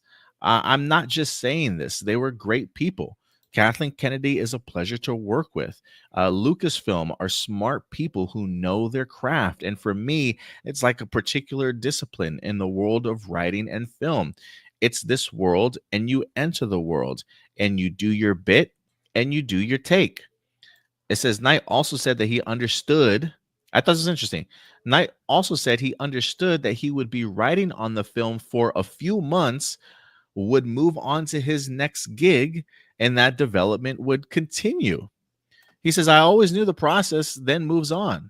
So I don't know what of the writing that I've submitted is going to end up in whatever the next incarnation of that movie is.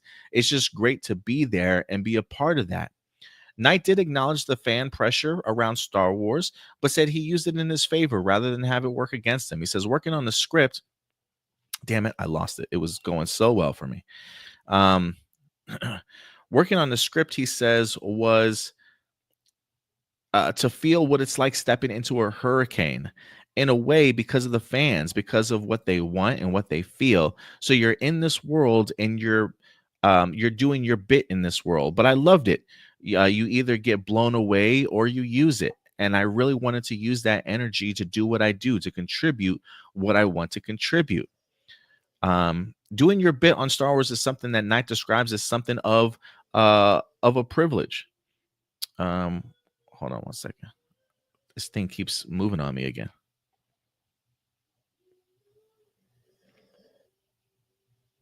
Okay, he says, doing your bit is something, your bit on Star Wars is something Knight described as something of a privilege and a tradition to cherish, and not something to have a big possessive ego about. There's all these people that have contributed over the years, and it's absolutely a culture tradition now. And you enter it with reverence and you do what you can and then hope that you've done stuff that's going to end up on that huge screen. Asked if some of the material he wrote will make it to the movie, Knight said, I'm sure they will include some of it. So he feels pretty confident about it. I've just never, I think what stands out to me, Stuart, is like, I guess I've never, one, I am fascinated that he understood that this was part of the process of him working on the script and moving on, in the sense of he knew that he wasn't ever going to be sort of the final writer on it, but maybe tightening up what they have sort of already established and sort of adding a little bit more to it. So this feels almost like an amalgamation of ideas, kind of continuing to be tightened kind of over and over and over again to be shaped into a film. It's not really how I expect the movie process to be, but I don't know if this is just something that they're doing differently for Rey Skywalker and bringing in really good writers that they know can help and mold the story into what it is that they want to, or if this is going to be another case of like a Brave New World where you've got 4 or 5 writers attached and you go into the film and it just all feels discombobulated, disjointed sort of thing. But I am fascinated in the idea that he understood what he was getting himself into. What did you take away from that? I am curious if this is like actually a common thing in Hollywood, because I didn't know this was something that like writers went in expecting. I thought like if you get hired for a job, you're hired with the expectation that you are the writer, and then unless they bring in other writers otherwise. But I've never heard of someone coming in writing like a draft of a script and then giving it to a company and then leaving and then letting that company do whatever they want. Like I know there's selling your scripts. I knew there was collaborating with other writers. I didn't know this was part of a process as well. So that's definitely intriguing to hear. It also gets me kind of less excited for the Rey Skywalker movie, because it kind of, okay, for one, like the way I always put it is that when you have a director or when you have a movie that's written by like 4 or 5 different people, I always say that the main writer is the director, because now it's the director who's picking to choose what parts of each script that they want to use for this upcoming movie.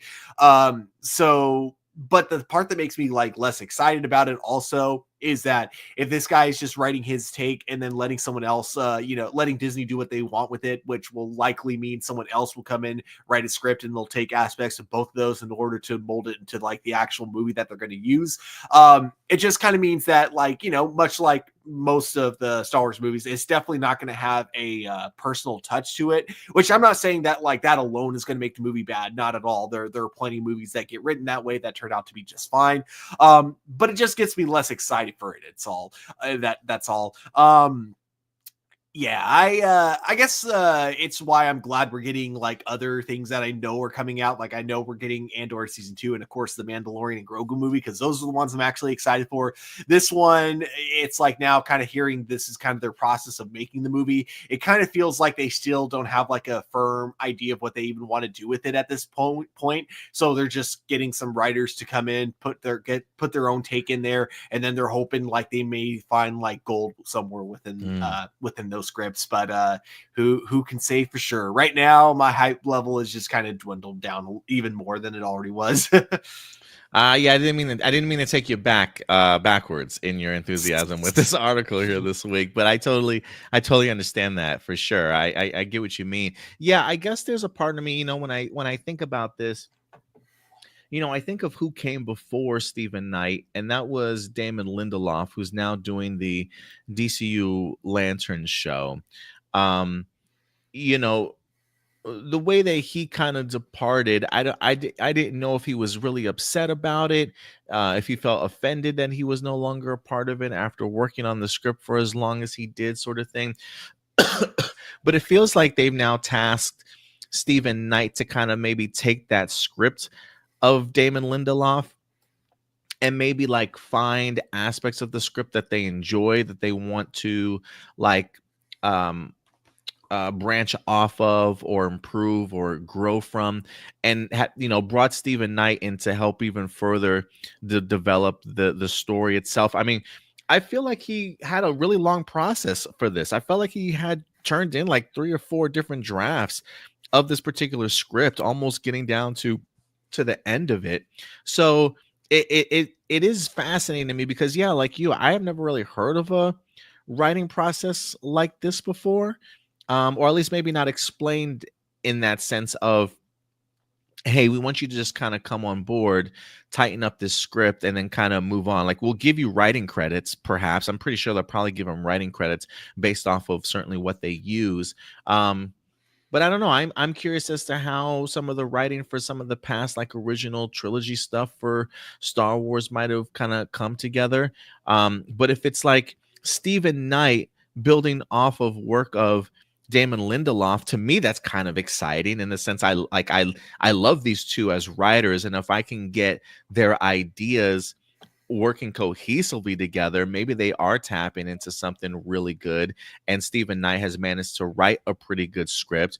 But the fact that we now have a third writer on board and George Nolfi on board, now I'm like, so now he's going to inject his ideas in regards to what Damon and Stephen Knight kind of put together as well. Or like, is he going to be the final writer on this project as far as we know? So I don't know what their sensibilities are like, or in the sense of like all these 3 writers feel significantly different but can bring something really great to the story itself. So I am kind of curious as to how this process is certainly going to work. Them not announcing this in the sense of like Kathleen Kennedy announcing this as of recently that she feels confident about still makes me feel like they've got a way to go with the script. But I don't know. I just thought this was a fascinating article in regards to Stephen Knight understanding, hey, I'm just here to do my part and then move on. I'm pretty sure what I've written, some of it is certainly going to be used, and then like being okay with that. Like that's crazy to me. I just don't. Maybe I have a lot more to learn about the Hollywood writing and filmmaking process. Maybe it happens more often than we certainly know. My biggest concern is please just don't feel like 3 different films and ideas kind of put together. I hope they've managed to, if they are passing things along to other writers, they're cohesively making it flow and feeling like all a similar movie, just building and strengthening on top of each other until they come to a script that just really works for them. I mean, look, if you can find people with like minds in that sense, of being really great at what they're doing, maybe they can push out a really great script by combining all 3 of their ideas together. But we'll definitely have to wait and see. Definitely, because here's the thing: while we may not know the whole process when it comes to making a movie, we as audiences can tell when something is off behind the scenes. Like, I think Brave New World is probably the best example. I think that anyone going into that movie not knowing about the behind the scenes production issues will leave that theater knowing about the behind the scenes production issues. It's like, yeah, so that's what it kind of all comes down to, is like the execution overall.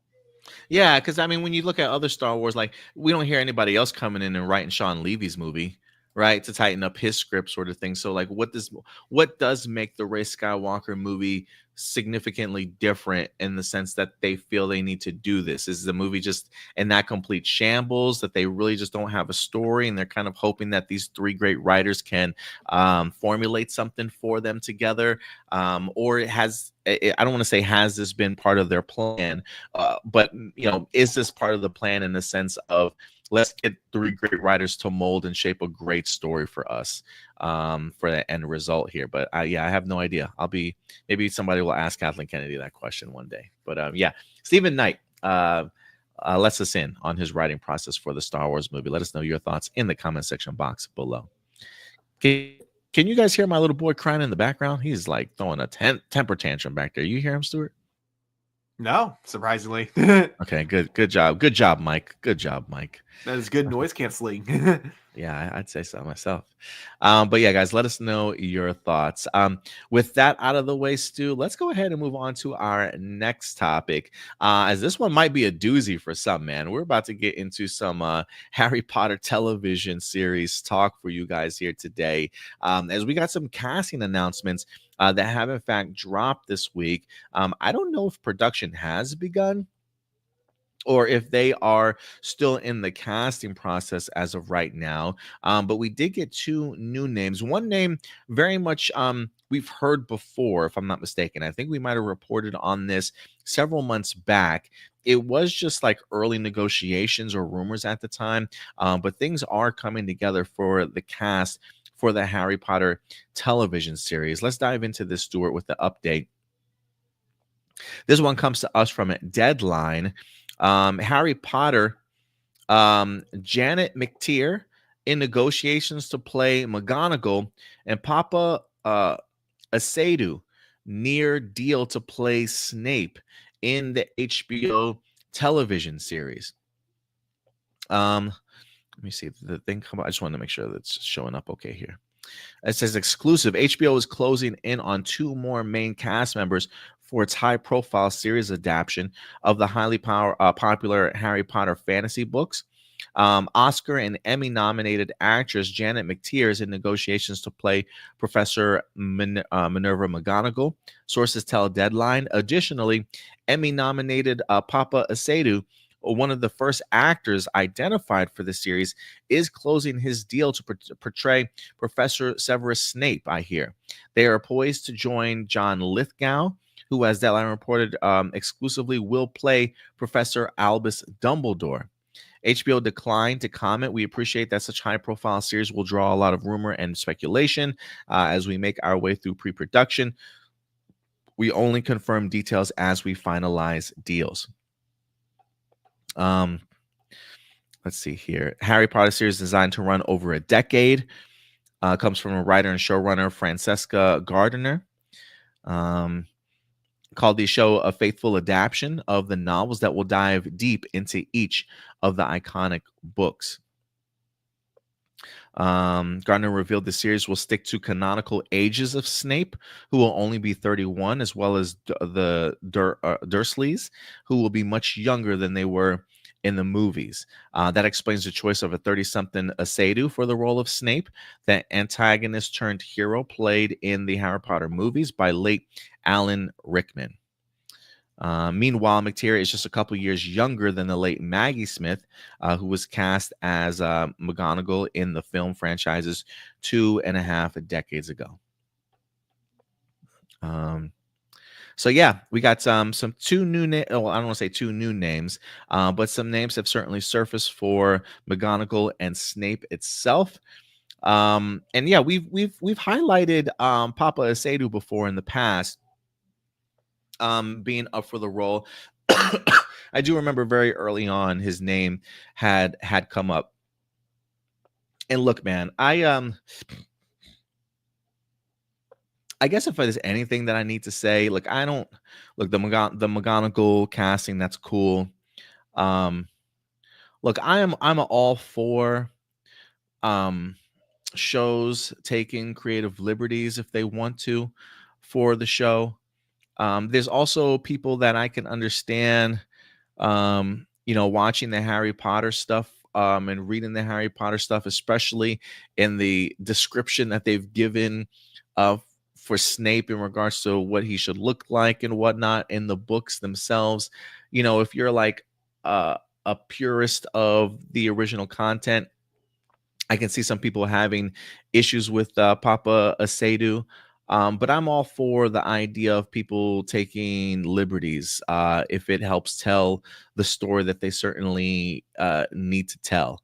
I'm all for picking the person that will help embody and bring out the character for you to tell the best possible story that you absolutely can.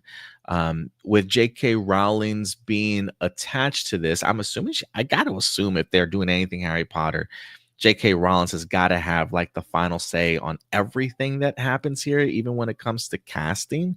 So if J.K. Rowling is out here approving these people and signing off on these people, especially if it's the creator, I got no problem whatsoever. What I will say is, I hope Warner Brothers protects this man. And I mean that in a sense of not just bodyguards, okay? But I mean in a sense of really coming to his defense. Because I feel like, one, I mean, it's Alan Rickman that you're having to step into the shoes of, man. And people love Alan Rickman, not just as Snape, but just his whole catalog and stuff, and what he did as Snape was just incredible, right? Like people literally have an attachment to Alan Rickman's performance. And if you are going to go this route of putting a black man in this position, please understand what is going to come with this, because I'm sure he's been dealing with probably death threats and all these, ugly messages for months now, ever since his name sort of popped up. And now the fact that his name has popped up again as getting closer to in negotiations in this deal, I just hope Warner Brothers and Max and everybody involved understands what's going to come with that. And I hope that they take the necessary steps to step up for this man and protect him in the sense of defending him anytime things get ugly. And Papa Asedu, I hope you got tough skin, man. I hope you got tough skin because people are going to come for you. I'm just being dead ass honest right now. I hope that he knocks it out of the park. I am always a believer in the sense that the people that are working behind the scenes to cast these characters are casting people that do the job because they're more than qualified and can bring this character to life. Because I get the idea. You don't want another Alan Rickman, right? You probably want somebody that can make this series, this character its own. And separate your television series a little bit from the movies, considering the fact that you want to go a little bit more in depth to a lot of these particular books. So while I personally have no problem with this casting, I know a lot of people certainly are. So I just hope and pray that Warner Brothers defends this man when the time comes. And I hope Papa definitely has tough skin to get through the hate that is certainly about to come his way. But and I say all that because I want him to make this character his own. And I'm sure look, he's an Emmy nominated actor. I'm sure he's got more than the talent to certainly do that. But this will ruffle some people's feathers. I'm not going to lie to it. Yeah. Here's the thing, man. Even if this guy was played, even if they hired a white person to play Snape, I still think that, like you said, Alan Rickman's portrayal of Snape was so iconic. I feel like this is a role where no matter who they cast in this, it was going to be a lose no matter what. So, and now, with them hiring a person of color to play Snape, Yeah, I fully 100% agree. I hope Warner Brothers basically does what they can to like protect this man from the harassment that is inevitably going to happen online after, because we've seen it in so many other things, so many undeserved actors just literally doing their job. And then they get all that like freaking hate from all these people online, like from, bad slurs to like even like death threats from some. So I really hope Warner Brothers, does what they can to like make sure people know that this is not okay. Yeah. So as for what I think about the casting we got so far, I mean, I think that right now, the one that intrigues me the most is who they have as Dumbledore. I actually think, forgot the actor's name. It was Jonathan Lithgow. John Lithgow. Lithgow, that's right. I love that actor. He has just such a very iconic voice, and I think we all will recognize that voice as Lord Farquaad from Shrek. Bring it back to Shrek. But I also, of course, love him as one of the villains in I think it was Dexter's season 5. I think that's what's great about him is he has so much range. I can't wait to see what he does with that range when he plays the character of Dumbledore. I think this is a perfect casting choice, honestly.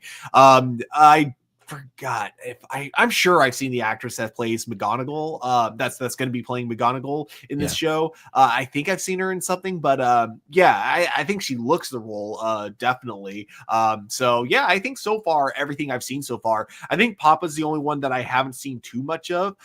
So I am excited to see what he brings to the character of Snape. And honestly, I'm going to say this: I'm kind of glad they're not going with someone who looks like Alan Rickman, or they're really just trying to take a very different approach to the character than what we already got. Because I feel like if we got someone that was trying to pull off what Alan Rickman did years ago, it just wasn't going to be as good. It was just going to be a watered down version of Snape. So it's here, at least we can say they're not trying to just copy what Alan Rickman did. So I'm at least, I think we can safely say that. And I don't think my hype level is huge for the show, but it definitely doesn't go down after this news, Yeah, I don't know where my hype level is as of yet. I definitely need to see more for sure. But yeah, I do like the Lithgow choice here. And you're right. I think regardless if this guy's a person of color, the idea of filling in those shoes for Alan Rickman was going to be challenging for anybody, right? So instead of just giving us a watered down version of who Alan Rickman was as Snape, the idea they're taking a bold choice to go this direction, to allow somebody else to bring their own flair and their own personality and their own rendition of this character, I do think is a wise choice in that sense, to separate them as their own versions of Snape. So I do think you bring up a good point there as well. So we'll see how this series does, man. If anything, Sam says, I feel Harry Potter will be a different alternate timeline. I mean, who knows how they pull this one off? But I'm sure as we get more casting announcements, we'll definitely keep you guys up to date. I don't think that they've announced the kids yet. I feel like they're still auditioning maybe through millions of different kids, because I do believe they had an open casting call for Harry, Ron, and Hermione. So we'll see how that turns out. But yeah, those are some of the casting updates that we have for the Harry Potter TV series. I think if anything, my excitement for the show comes from just seeing how much more in depth that they're gonna tackle from the books themselves. Because while there is people that enjoy the movies, I know that there are other people that still enjoy the movies but wish that the movies were able to include other pieces. And so this feels like an opportunity for them to certainly do that. A cash grab, don't get me wrong, a cash grab. Oh yeah. But I think a cash grab with a good concept behind it, for sure. It's funny because, I think for the first 3 seasons, assuming that each season is based on a book, I feel like there's not going to be that much difference between the movies and the books, because, sure, the movies weren't exact retellings of the books, but they're decently close with a few differences here and there. It's not really until you get to the 4th book where they have to make changes. It's not because the book is bad. It's just because that's when they started to get long. I believe it was during the 4th book when J.K. Rowling fired her editor, and so therefore that's when they started to get a lot longer. So it's pretty much when we get to season 4, 5, and 6, that's when I'm going to get really curious about the show to see how they adapt it, because yeah, there were just a lot of things that got left out in the movies when it came to those books. Yeah, absolutely. But yeah, guys, let us know some of your thoughts on the casting announcements for the Harry Potter television show. I would definitely love to know your thoughts. Be respectful, please, in the comment section and live or after this video airs. But look, if you guys are watching us live, hit that like button, man. Definitely does go a long way. Stuart, with that out of the way, man, let's go ahead and get into our next topic as well. This is an exciting one. I personally have never read the comic book that this has been inspired from, but I know it's Keanu Reeves led. But Keanu Reeves' BRZRKR is in the news. I believe this is a concept and a story that he came up with himself, working on Boom Studios. And it's been long rumored that he's been trying to get this project certainly off the ground. And I believe he's had a writer attached to this project for quite some time, but I haven't really heard too much movement about it. And fresh off of his time in John Wick, I'm ready to see Keanu Reeves helm another project, another franchise, and one that's exciting to me because it's literally something that he sort of started himself. Maybe he had the idea when he created this, like this could be a franchise one day, you know, and decided to put all of himself into this book. But let's go ahead and dive into this one, Stuart, as we have details on BRZRKR. The Keanu Reeves led project here. This comes to us from Hollywood Reporter. Justin Lin teams with Keanu Reeves for a gritty action movie, BRZRKR. This is in fact the exclusive report.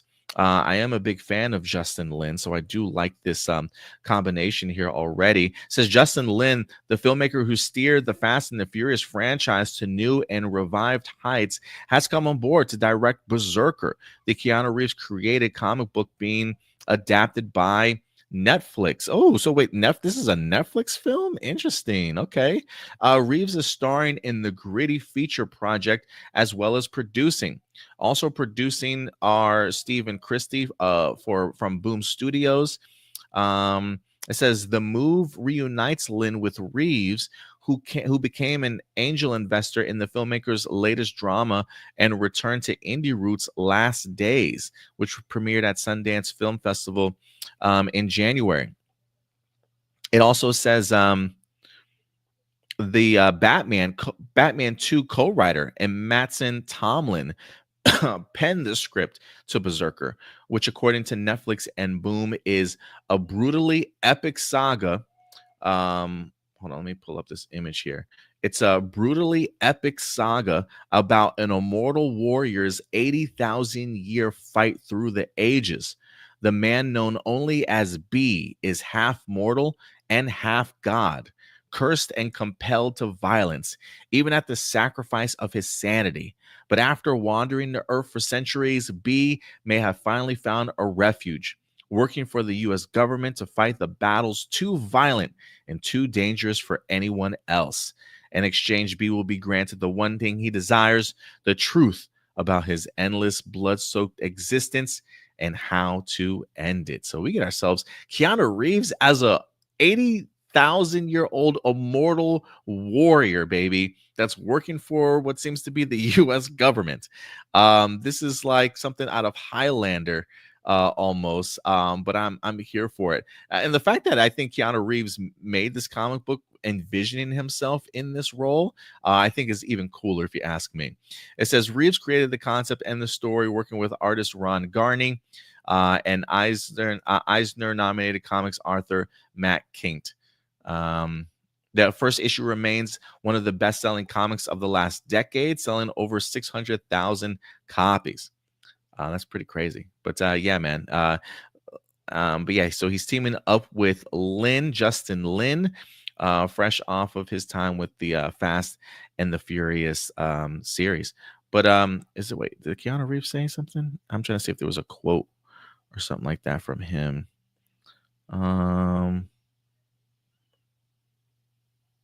He says, but making movies in the indie space can be fraught, as he discovered after successfully lining up financially on a risky story. Livy Lynn was okay. I don't think that's about Berserker, but yeah. So Berserker not only has Mattson Tomlin as a writer, but it has now officially landed a director in Justin Lin. And honestly, Stuart, like when I think about this this pairing here, I kind of dig it based off of Justin Lin's sort of like directing work. I feel if we're talking about a 80,000-year-old immortal warrior that gets to get into blood-soaked action missions to go ahead and help the government take out things that other people couldn't do, I feel like just from an adrenaline point of view and the high pacing that Justin Lin can certainly do in a lot of his films, I almost feel like this is like a great partnership for the type of story and character that wants to be told, especially coming off of Keanu Reeves' incredible action work in John Wick. It's kind of interesting style that I would not mind seeing on the big screen. Yeah. I never heard, I mean, I think we talked about this comic book a little bit ago, because I even remember thinking I made the mistake of wait, Keanu Reeves as in Berserk, but then realizing, oh, BRZRKR different from Berserk. But yeah, like it's a fun concept. I had no idea, maybe I did, that Keanu Reeves actually like wrote the comic book. But yeah, like if it's something that he wrote with himself in mind a while ago and has been trying to make a movie about it ever since then, what I love about those kind of things is that usually you get like time and perspective. So therefore, like a lot of times, if it's a personal story that you're trying to write, you may have something new that you want to add to it. And yeah, just kind of like, movies like that tend to, get better and better the more you kind of like sit on them. So I'm curious to see if this is going to be one of those cases. But yeah, this just sounds like a fun movie. Like, even if it doesn't, I don't think this is going to be the kind of movie that really like makes you think, but that's okay. It just sounds like a really fun concept. And I love Netflix taking it. And, I kind of hope this becomes more common for more comic books that aren't Marvel or DC to be adapted as well, because I feel like there's a lot of great stories out there from artists that from like writers and artists that just aren't as well known as some of the writers that you get for Marvel and DC. So I'm down for this. This sounds like it'll be a blast. And I'm kind of happy that it's a Boom Studios comic book too. I'm hoping that Boom Studios gets into more production stuff behind the scenes, whether that be some of their comic books that wind up getting brought to live action in some capacity. I hope people start taking notice, especially if there are studios out there that are looking for fresh comic books to kind of adapt that maybe some people aren't fully aware of. I think Boom Studios is a great source of material to go ahead and certainly find that. And if Berserker can certainly be successful and is being produced by some of the people from Boom Studios, maybe the future looks bright from a production standpoint from Boom Studios and a lot of their creators and whatnot. So yeah, we'll see how this goes, but I'm excited for this one for sure. Should be fun. Yeah. With that one out of the way, guys, we got one last topic for you guys as we're going to be getting into Karate Kid Legends, baby. This is going to be our last and final topic of the day, but Karate Kid Legends is back in the news. Look, Cobra Kai just finished its final season.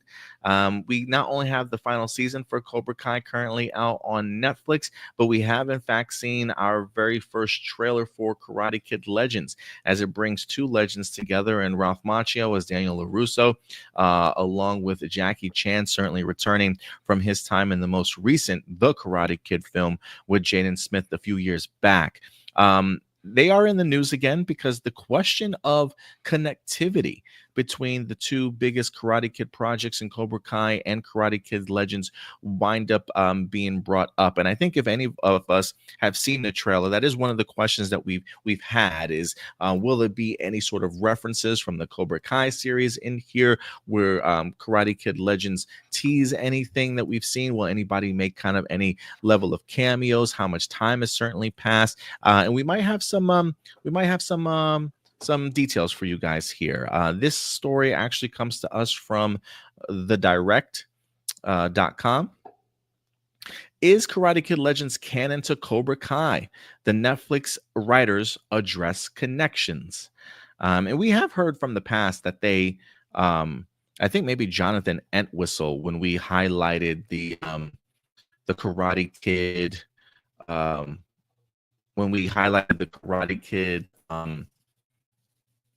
Legends trailer. I think Entertainment Weekly had a great article where Jonathan Entwistle really talked about the idea of them being sort of lock and step the entire way as the process for Karate Kid Legends went on. But let's see what the Cobra Kai showrunners had to say. Here we go. During an exclusive interview, the showrunners addressed the considerations taken by the hit Netflix series to avoid contradictions with the upcoming 2025 Karate Kid Legends, as well as the canon connections between the titles.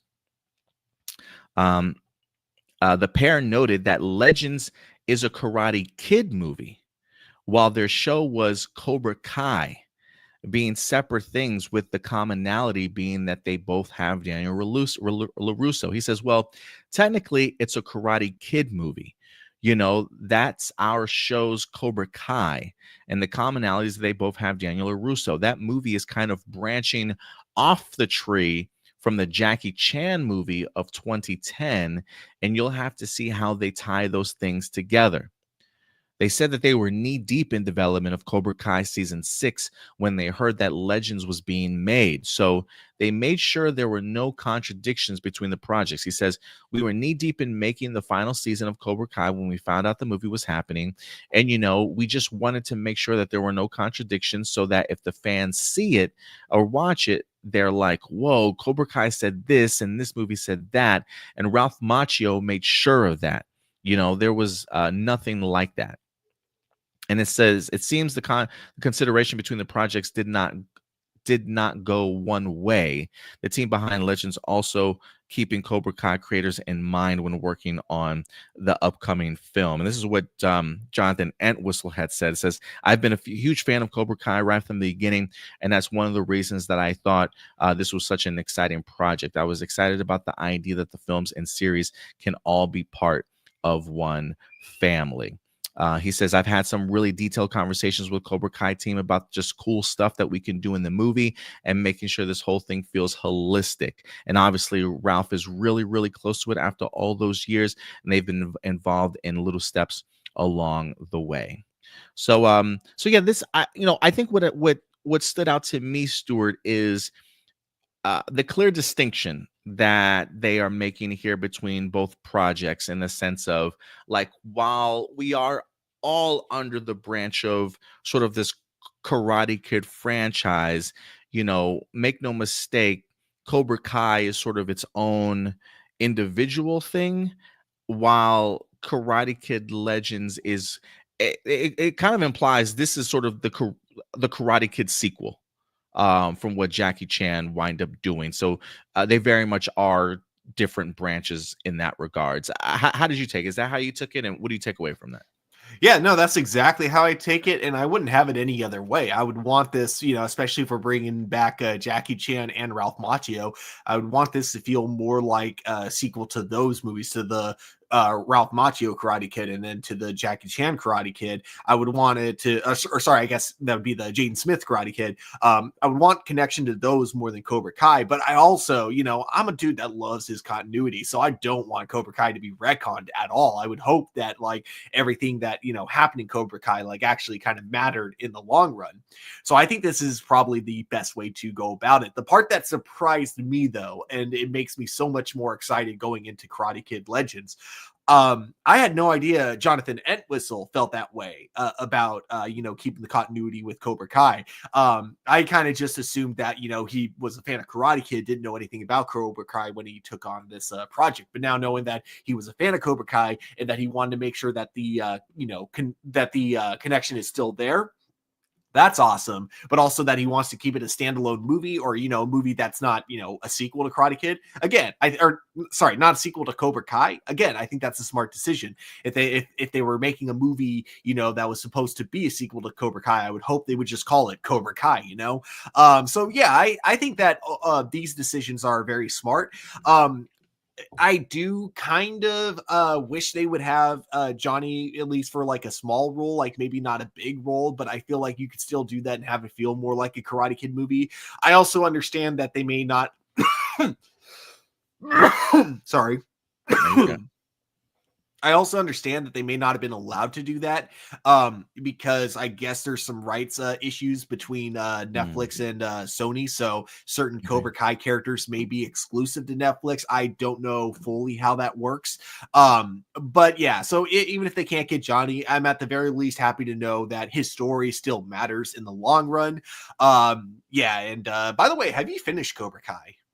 I have not finished Cobra Kai. I have watched the first episode. So congratulations to me for beginning.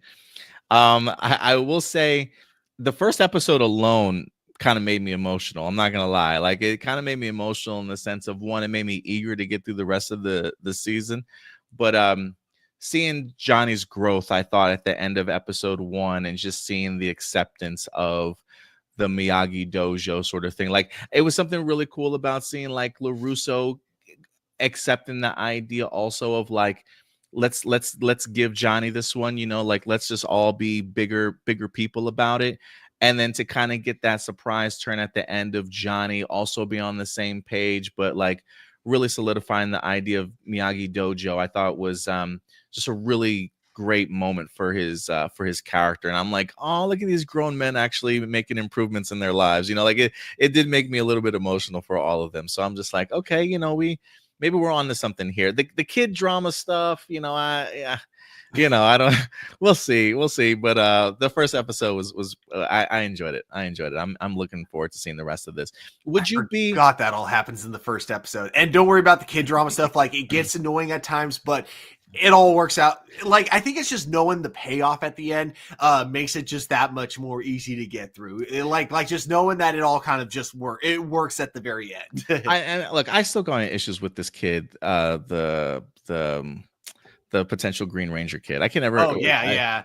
Banner or some Tanner or something. I just can't. His acting. I just can't, guys. I'm just not. I can never pretend to you that I think that he's a great actor. I'm never gonna lie to you. Like I can't. He's got the same facial expression for every emotion. Like I can't. So I think that's probably what irks me more than anything.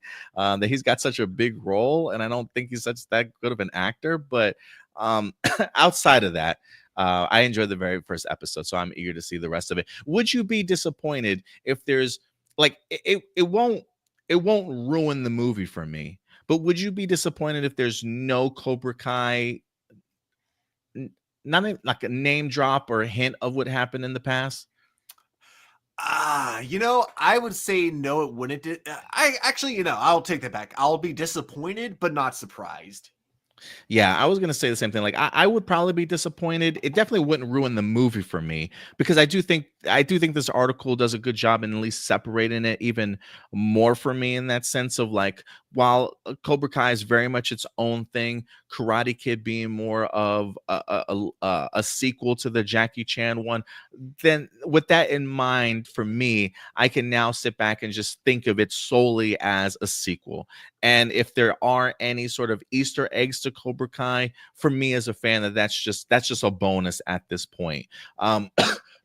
You know, the idea of Jackie Chan coming to Daniel LaRusso's place and asking for his help, and LaRusso being put into this story, it does make me think to myself, there's got to be a flashback, or like there's got to be a notion of like, what have you been up to, bro? Like at least tell me, give me a tournament name drop or something like that you've been involved in, you know, like what victories, what have you done with some of your students? Like I hope that there is, while this to me almost solidifies this is very much more a Jackie Chan Karate Kid movie. I do think Daniel LaRusso is certainly going to have his place in this film, no doubt about it. But I do hope that they sort of fill in the blanks, since technically, if this is a Karate Kid movie, if you've never watched Cobra Kai before, I would assume they want to kind of keep you up to speed in regards to what Daniel's been up to all these years, sort of thing. So I'm eager to kind of see how they blend these generations of Karate Kids together. And I'm really excited for this, man. I really am. looking back at our top 5 most anticipated movies of the year, I don't know if it's the top 5, but it's pretty damn close to me. It might be like my number 6, or it might be my number 5. I kind of wish I had included it in it, but I am excited for this movie. Same here. Blossom says definitely would like to see that. Yeah, me too. But yeah, guys, let us know your thoughts. Karate Kids. Oh, you know what? I wanted to also bring this up. They had a really fun little behind the scenes featurette on Facebook of Jackie Chan behind the scenes putting this together. This film together. Let me see. Let's check this out. Ding ding. When I'm making a film in my own film on the set, ding ding, ding ding, ding ding, go go go go, oh go, ding ding, ding ding, ding ding. This is me on the set. Don't stop, keep going, ding ding, Ding ding, ding ding, ding ding, ding. Whatever movie, I try to help the cameraman, lighting guy, makeup, everybody. Good positive energy. let's do it, Ding ding.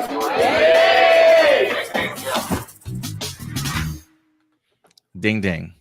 I look, I think for me, what I take away from this one is I think Jonathan Entwistle is so lucky to have Jackie Chan on the set with him.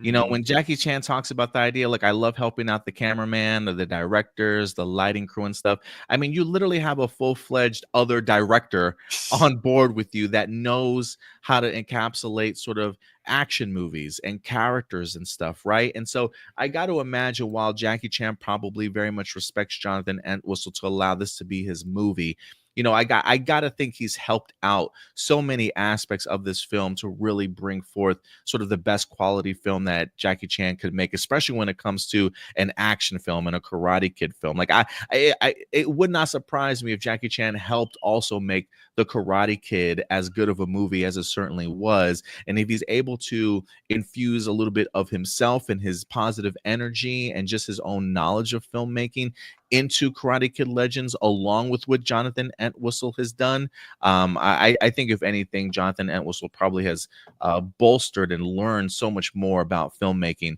and making a really good movie with Jackie Chan on board here. I definitely agree. Yeah, no, I would love, if I ever do get around to directing a movie, I would love to, if I had an experienced person on set, like someone like Jackie Chan, who has been doing this for a very long time. Yeah, of course, that would be like a dream come true, especially when it comes to fight scenes. If there's a guy you want on set to help you like choreograph fight scenes, it's definitely Jackie Chan, because the dude knows what he's doing. Yeah, absolutely. And it takes me back to that moment in the trailer where you see them fighting in the alleyway and the kid like jumps onto the fire escape and rebounds to him with a cool shot. Such a cool shot, though. Like, that's such a Jackie Chan shot, bro. It's such a Jackie Chan shot. Blossom said, I bet you in that promo, Jackie was having a lot of fun with the cast, huh? Yeah, absolutely. It feels like he's a blast to work with on set. Even Ralph Macchio at the end was just kind of all smiles and stuff. I mean, he probably had a blast putting this together. I would love to hear interviews from the cast after this movie starts going on this presser, for sure.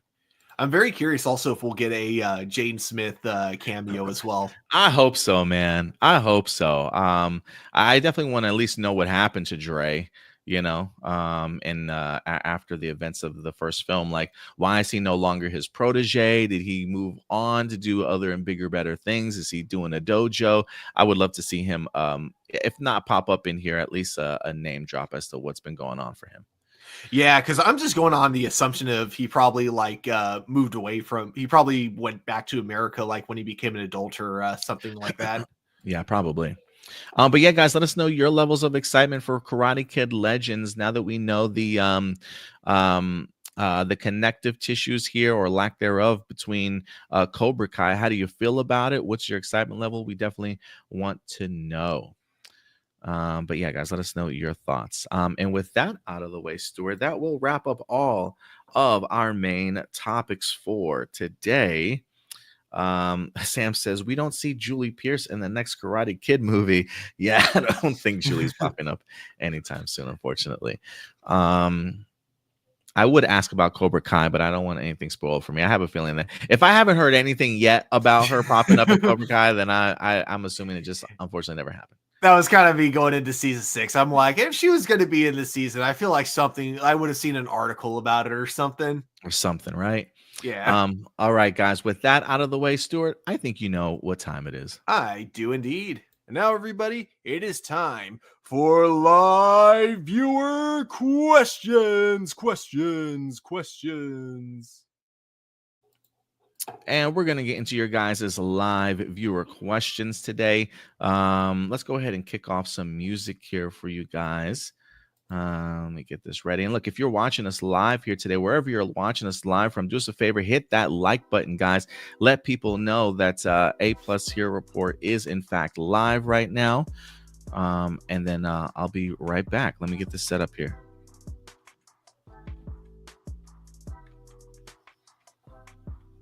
Wait, I don't think that's the music that we normally use, is it? It's not, No. but surprisingly, there's no sound adjustment with your microphone like usual. Maybe there is now. There's There it is. Okay. But still no sound adjustment. Yeah. Really? It sounds better now? Yeah, like Okay. yeah, fine right off the bat. That's rare. Cool, that is rare. All right, guys. Look, if you ever want to submit a live viewer question over, how do you go about doing so? Let me show you right now. It's pretty simple. Every Saturday afternoon or Saturday evening, we'll go ahead and drop a post over on our YouTube page. Just simply go over to our YouTube page, as you see right here. Click on the post tab.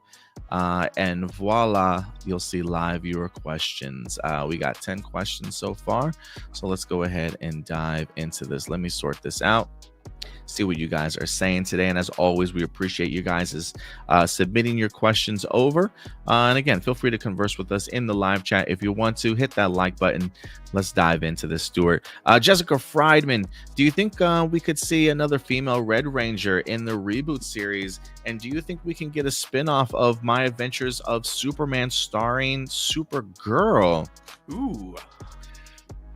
I will say for the first one, yes. I am under the impression that in the year 2025, all right, look, we've had our female Red Ranger in regards to Cosmic Fury. I would not be opposed to the idea of let's just continue along with this, baby. New reboot series, I got to imagine the leader being a female in 2025 or after 2025. So I do think we can see another female Red Ranger in the reboot series. What do you think, Stu?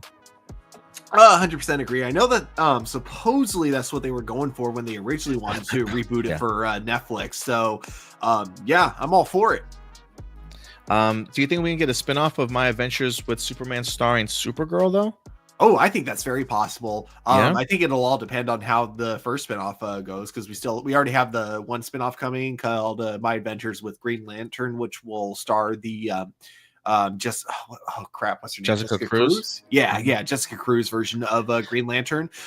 Very curious because like My Adventures with Superman has a very, very light tone to it, very young audience that it goes for, or not like very, very young, but you know what I mean. Like it definitely like kind of a middle school audience, you know, and I'll go with that. Like that's the kind of audience it goes for.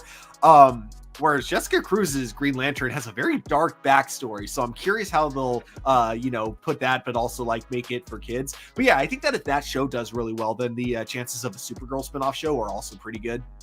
Yeah, I mean, I will say they have talked about the Adventures of Green Lantern being younger skewed, so it definitely is going to be aimed to the same audience as My Adventures with Superman. I'm kind of under the impression, I don't know if Supergirl gets her own, maybe in like 2 or 3 years, maybe, if it works out. I mean, who knows, maybe if the movie does well also, Woman of Tomorrow, maybe that would encourage them to branch off to another My Adventures with Supergirl. So maybe there is a chance. As of right now, I'm going to hold my breath and say that she just stays a part of the Superman series itself.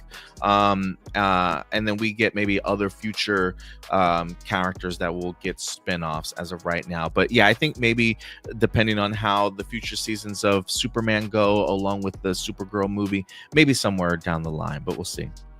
Johnny, are you excited for MMPR TMNT 3? I haven't seen 2, but yes. I thought the first combination and crossover was fantastic. Give me more of it. So I haven't had the opportunity to read the second part yet, but if they are making a third one, by all means, yeah, I'll be excited for it regardless. Yeah, definitely. Also have yet to read the second one, but yeah, I thought the first one was incredibly creative, so I'll definitely be checking this one out. Johnny says Playmates are in talks of doing Sentai adaptions. And if they bring Sentai adaptations back, what's the most likely Sentai to be adapted, and who would you cast? Oh God, casting I don't know, because if they were to do something like that, I would assume it would be a bunch of just nobodies. In a sense of like people that have never really had acting experience before or anything like that. So I'm not expecting big names attached to it. I hadn't heard about Playmates and talks of doing Sentai adaptations. Have you? Neither have I. But for me, I think like the smart one to adapt, just because it's been a few years since we've had Power Rangers, and it'd be kind of a good way to get everyone on board with it. Go with oh, what was it called? Not Go Kaiger, but the other anniversary one that came out a couple of years ago. Was something Kaiger, right? But the one where the main ranger had like kind of the rainbow look to him. Zen Kaiger? Zen Kaiger, yeah. I would start with adapting that one. Yeah, that's where I would begin, and I would use that as kind of a way to bring in the legacy of other Power Rangers as well. I'm trying to see if I can find anything that confirms that Playmates is doing something along those lines. I have not been able to find it, but maybe I'll do some more research in regards to it. I would be down for Kira Major. I think Kira Major would be a really fun one. But yeah, I don't know who I would have as the actors. Who would be perfect as the new Red Ranger for the upcoming reboot film for Paramount, male or female? I say female. I'm down with the female Red Ranger. Not everybody has seen not everybody has seen Cosmic Fury on Netflix. And if you are bringing this to the big screen and doing a reboot and kind of starting fresh here, yeah, why not? I think female is about time for just more like a highly recognized version of Power Rangers, more worldwide. Yeah, I'll take a female. Definitely. Marcelino, this has been said before, but I wanted to say it with my own words. I personally think that Operation Overdrive gets too much hate. I will admit that it has a lot of flaws and isn't a good season, but it still doesn't I still don't understand how people still think it's the worst season of Power Rangers when it's far from the worst. Some people in the fandom who don't like Overdrive have even described it as one of their least favorite seasons that they always find themselves defending. They've also seen that a lot of people just absorb Linkar's opinion as their own without having watched Overdrive just to fit in with the fandom. Compared to the Neo Saban seasons, Overdrive at least told a story, had characters that were half interesting with partial development, didn't try to talk down to its younger audiences, and had a production team that actually cared about the season they were writing. And I want to make it clear, we're all entitled to have our own opinions, and I'm not saying anyone is wrong for not liking Overdrive. I'm not even trying to call an underrated gem, but it just feels a bit overkill to call this the worst season when other seasons not only done worse, but done worse without care. Overdrive is the Star Wars prequel sequel trilogy. The Neo Saban era is Sony's Spider-Man Less universe. Your thoughts? To be fair, I have only seen Operation Overdrive one time through, and it was rather forgettable for me. So I don't really have a fair opinion on thoughts on Operation Overdrive. It is one that I have told myself I would like to go back and rewatch. The only standout that I remember being fully invested in when I watched it was the crossover event. So I do want to give Operation Overdrive a fair shot. But I mean, off the rip, I mean, look, Turbo. I mean, I feel like I could already throw another series under there that's worse off than Operation Overdrive. I would probably throw Turbo under there if I could. But I do want to give Operation Overdrive another shot, though. But what do you think, Stu? You think it gets too much hate? I don't know. I don't know how many people like actually hate this series.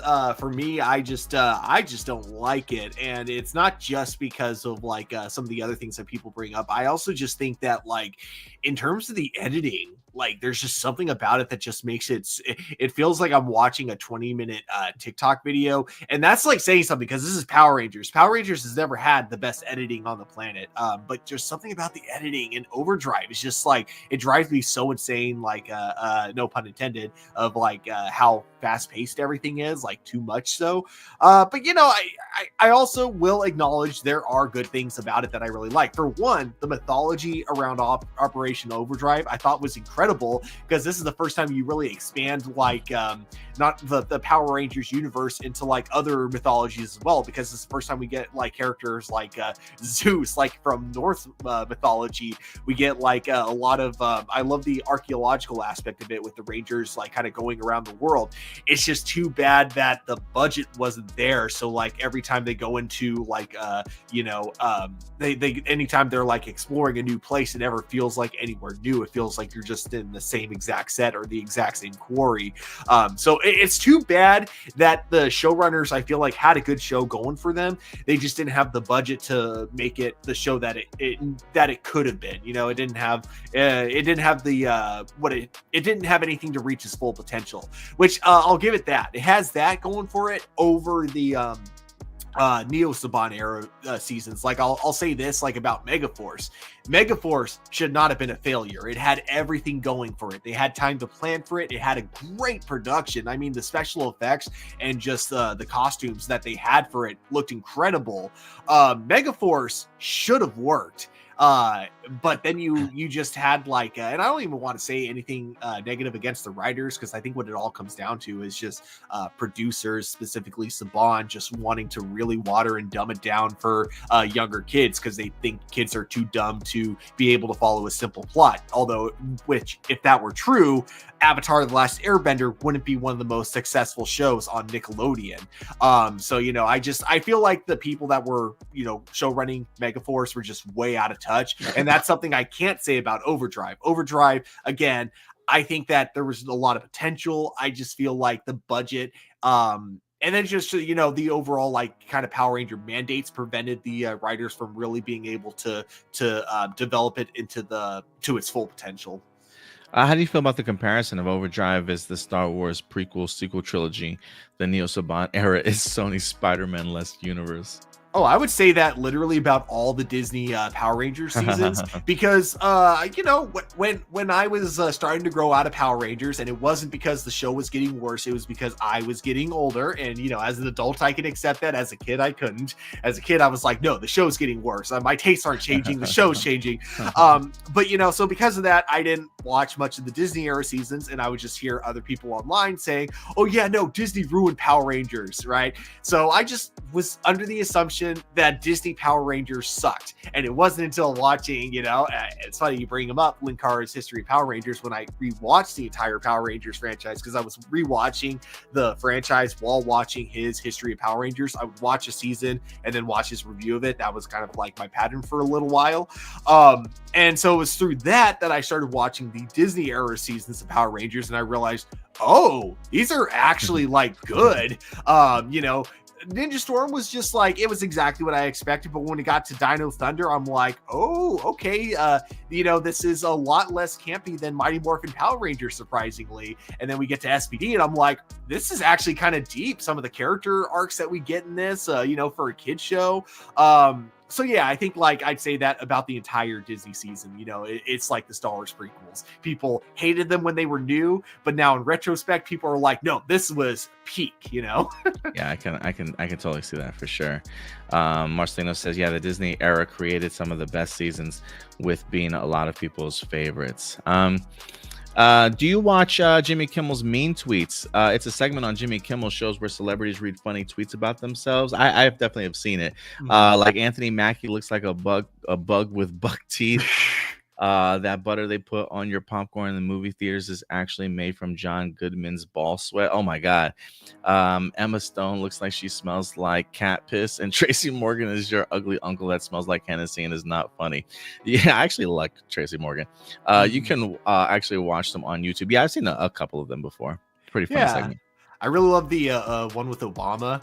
I'm okay with the president wearing jeans, just not those jeans. And then you see Jimmy Kimmel walking in with the exact same jeans and going, I don't care what they say, Obama. I think they look great. And then Obama just looks at him and goes, actually, I think they might have a point about that. He also says, Ali Alston, the cult leader from Superman and Lois season, has been criticized as the worst part of the series. The main reason is because she's a generic one-note villain, not compelling in the slightest. She's not sympathetic and her motivations are lackluster. I want to counter all of those arguments. I think she's supposed to be a generic, stereotypical bad guy. I never found her compelling or sympathetic. I just saw her as the bad guy you want to see so desperately get beaten up by Superman.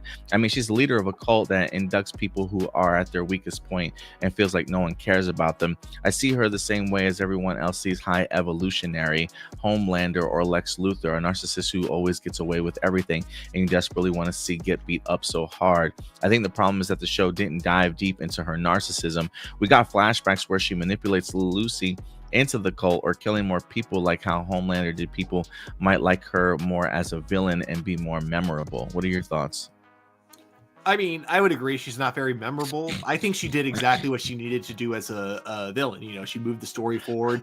And I think that if season 2 didn't have anything going for it, then it probably would have upset me more, like that she was a generic villain. But I think because there were a lot more things going on with season 2, it felt like her role in it was big, but her character development was just like very unimportant to everything else that we were getting. It was like her actions were so much more important than the motivations behind them, which sometimes can be bad writing, but I think in the way they pull it off in Superman and Lois season 2, I think it just kind of works. You know, it's not really about her actions, it's just about like how her actions affect other people. We never get to see her really reflect on her own actions until we kind of get a glimpse of it at the very end of season 2 when Lois Lane finally like gets to like talk to her. But even then, it's just so very much like barely talked about. It's just, she literally like talks about like her overall thoughts on like her, what she did in like 2 sentences. So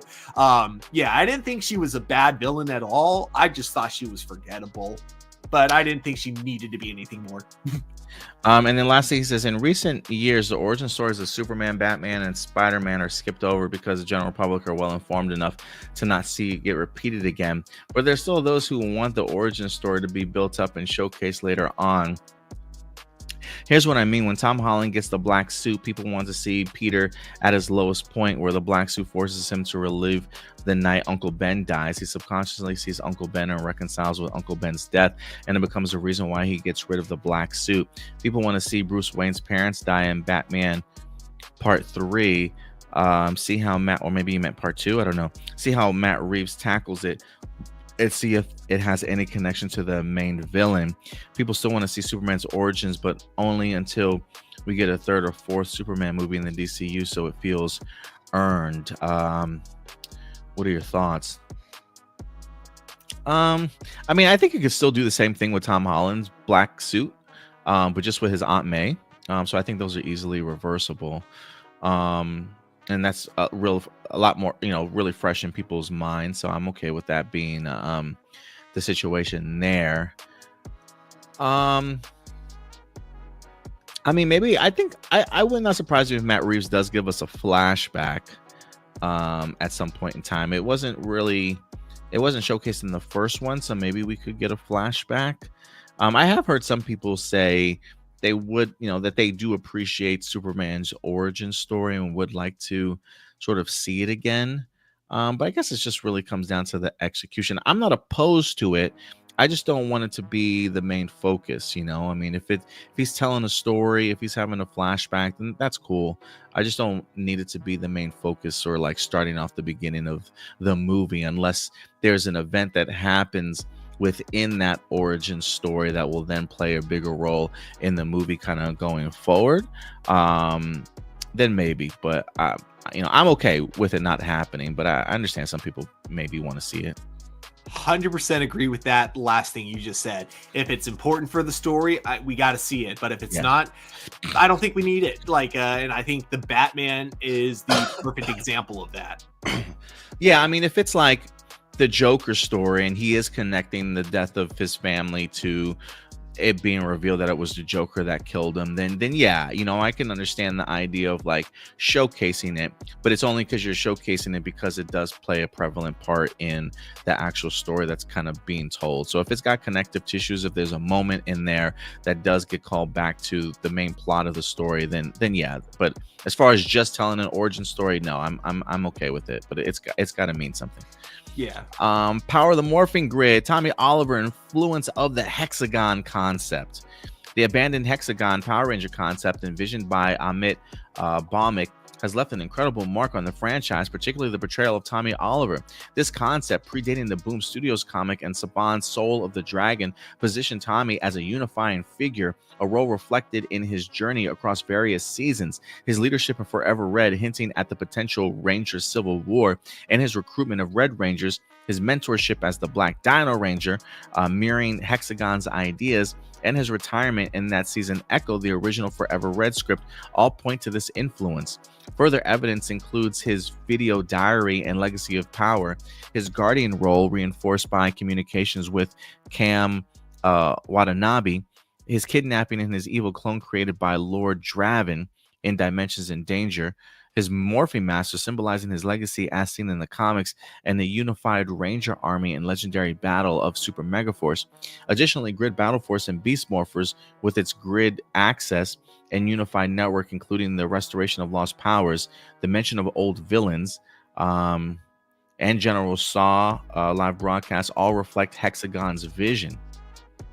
However, the shift to New Zealand by Disney, which resulted in Hexagon's cancellation, raises complex questions.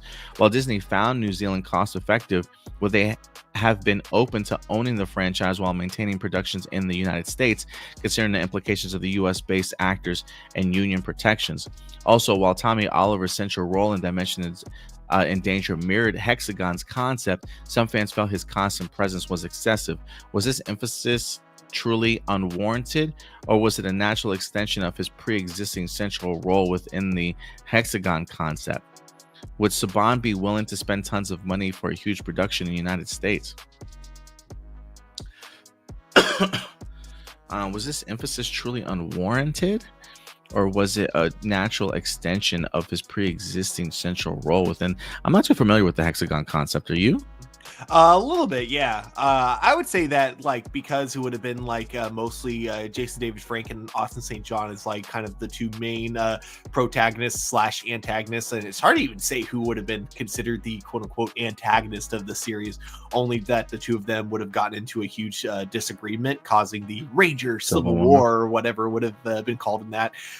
It is kind of funny that this predates Civil War, because a lot of like kind of the aspects of this show, like you do kind of see parts of that playing out in Civil War, so it would have been really cool to see. But yeah, no, I think that at the time it would have felt like a natural progression. I think that like now, when it comes to Dimensions in Danger, only because you have so much more retrospect on the Power Rangers franchise as a whole and the way it's been marketed as you know, through the last like 20 years. Of course, everyone's going to make the joke at this point, you know, when we see Jason David Frank in a Power Rangers crossover event, they're going to make that joke of, oh, it's the Tommy Oliver show starring the Power Rangers or guest starring the Power Rangers. But I think at the time, if they had done that, you know, instead of Ninja Storm, I think it would have felt more like a natural progression, and not like just kind of like them trying to just push him there for marketing. Especially with the, you know, crossover that we had the year before with Forever Red, and with Tommy already kind of establishing himself as kind of a leader among other leaders. So yeah, I think it would have been cool. The biggest thing is I don't know, even if they didn't change productions to New Zealand, I don't know if Saban would have been willing to spend that much money on a Power Ranger season, because I think, correct me in the comments below if I am wrong here, but I think at the time the overall production was losing money every season. They were getting less and less money anyways, so I doubt they would have been able to, you know, get that many the older actors to come back, because their salary rate would have been a lot higher. They would have had to pay them as guest stars, which means even paying them even more every day when they're on set. Yeah, I don't think it would have happened personally. It would have been cool especially if I turned out to be wrong and there's an alternate timeline where Hexagon exists. But I personally don't think it would have happened. Fair enough. Fair enough. Um, Doomsday. How cool is it that the Thunderbolts newest trailer not only promoted the actors, the writers, and the director, but also promoted the work of the cinematographer, the composer, production designer, and editors as well. I kind of dug it. I mean, like I think for people that are big movie buffs, I think they'll kind of appreciate it too, especially if you've seen any of those movies that were certainly listed. But I've been saying for a while, Stuart, I felt like this was one of those rare movies where the talent behind the camera was just as good as the talent in front of the camera, and the fact that Marvel Studios is highlighting that, I think, just shows really, really great confidence in it. But I thought it was cool that they did it. I'd never seen anything like it before, but I thought it was cool.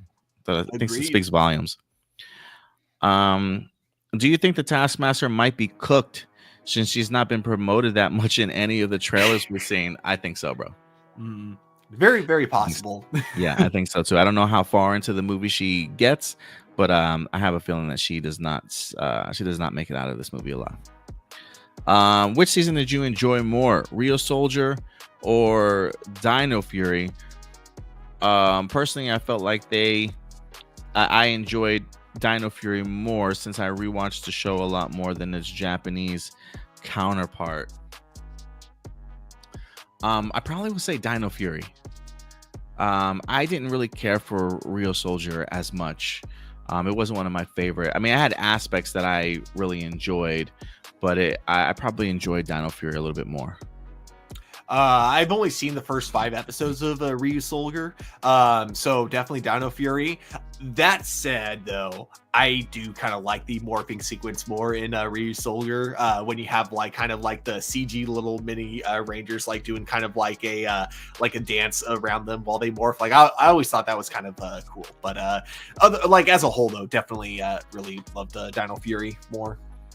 The most talented man in the world. One for Stuart and one for Adam. I'm assuming this is yours, Stuart. Dustin Diamond's portrayal of Screech powers in Saved by the Bell became a complex narrative, blurring the lines between fiction and reality. Screech, the socially awkward and often bullied character, seemingly mirrored Diamond's own experience, leading to reported off-screen bullying and fractured relationships with his co-stars, exacerbated by his tell-all book. This rift resulted in his exclusion from significant reunions, though the revival series acknowledged Screech's presence and ultimately dedicated a tribute episode to him after his passing. Despite his continued association with the franchise through Saved by the Bell: The New Class, the tensions remained, highlighted the potential for on-screen bullying to negatively impact an actor's life. However, this eventual reconciliation with Mario Lopez shortly became his untimely passing, offered a poignant testament to forgiveness and healing. Diamond's legacy serves as a cautionary tale about the challenges of portraying a marginalized character and the importance of empathy in entertainment industry. Given the complexities of his experience, how much responsibility should the production companies bear in safeguarding actors from the potential psychological impact of their roles? Ooh. I would say huge, honestly. There should be a huge responsibility within the production people to make sure that any harassment, bullying, is just not that there's none of that on set, and that even after the set, if someone's being treated badly, they should feel safe enough to let production people know that they feel unsafe on set, things like that. I hadn't heard about this. I didn't really grow up too much on Saved by the Bell. I haven't really watched that much of it, but his character is one of the few that you can show me a photo of and I will actually recognize immediately. This surprises me to hear. I've actually never heard this story before, but that's really that really sucks, and I really hope that there was a sincere apology from the cast and crew after this. It's kind of like when you hear about what happened to David Yost during the original Mighty Morphin Power Rangers. I'm glad to see that now seemingly things are good between him and all the other actors, and I say that because I see him constantly posting photos of himself with the other actors on social media, and they seem to be buddy at this point. So I hope that means that everything's in the past and all that. But that just it definitely saddens me to hear, as someone who is also very socially awkward and always had trouble making friends in high school. I definitely sympathize with him. Yeah, and I think we definitely live in a world that's lacking empathy more than anything these days, and I do think it's almost should be a requirement that I would agree. I do think that production companies should bear in safeguarding their actors. I mean, we kind of just talked about this with Papa Seydu and Harry Potter, right? Like, I do think that the studio should be aware of the situations that they put their actors in, especially asking them to portray a particular role, to pay attention to the outside influences, the negativity that comes these actors' way, and whether that be just simply coming to their defense very often, or hell, having a therapist on the fucking set, or just to have somebody that they can connect with to talk about some of those things. I think is really should be more impactful. I think they should do more of that stuff just to protect them. But Simu Liu's post-Marvel Shang-Chi career, marked by roles like those in the live-action Barbie, has ignited debates about whether his success stems primarily from increased Asian representation or his established talent. Considering his prior work in Kim's Convenience and a demanding physical and charismatic performance in Shang-Chi itself, which demonstrates a range of skills beyond stereotypical portrayals, while increased visibility for Asian actors undeniably create more opportunities, attributes his role solely to ethnicity risks, overlook his proven abilities and hard-earned career. So what do you think about the balance between representation in merit and assessing Simu Liu's career trajectory? Well, look, it's fascinating. He actually does have a new movie that's out. I don't know if it's come out as of yet. Last Breath, I believe, where he's like an underwater diver or something along those lines. So he is getting an opportunity to kind of spread his wings as an actor himself. So in that sense, I definitely do see it in the sense of merit. When I think of like representation, I think that's clearly like a Shang-Chi character. But as far as his abilities go, representation, I could definitely see that in Kim's Convenience along with Shang-Chi. But I think Shang-Chi definitely propelled him to a different height in the sense of being able to see his range as a character, not just necessarily physically, but what he's able to do as an actor.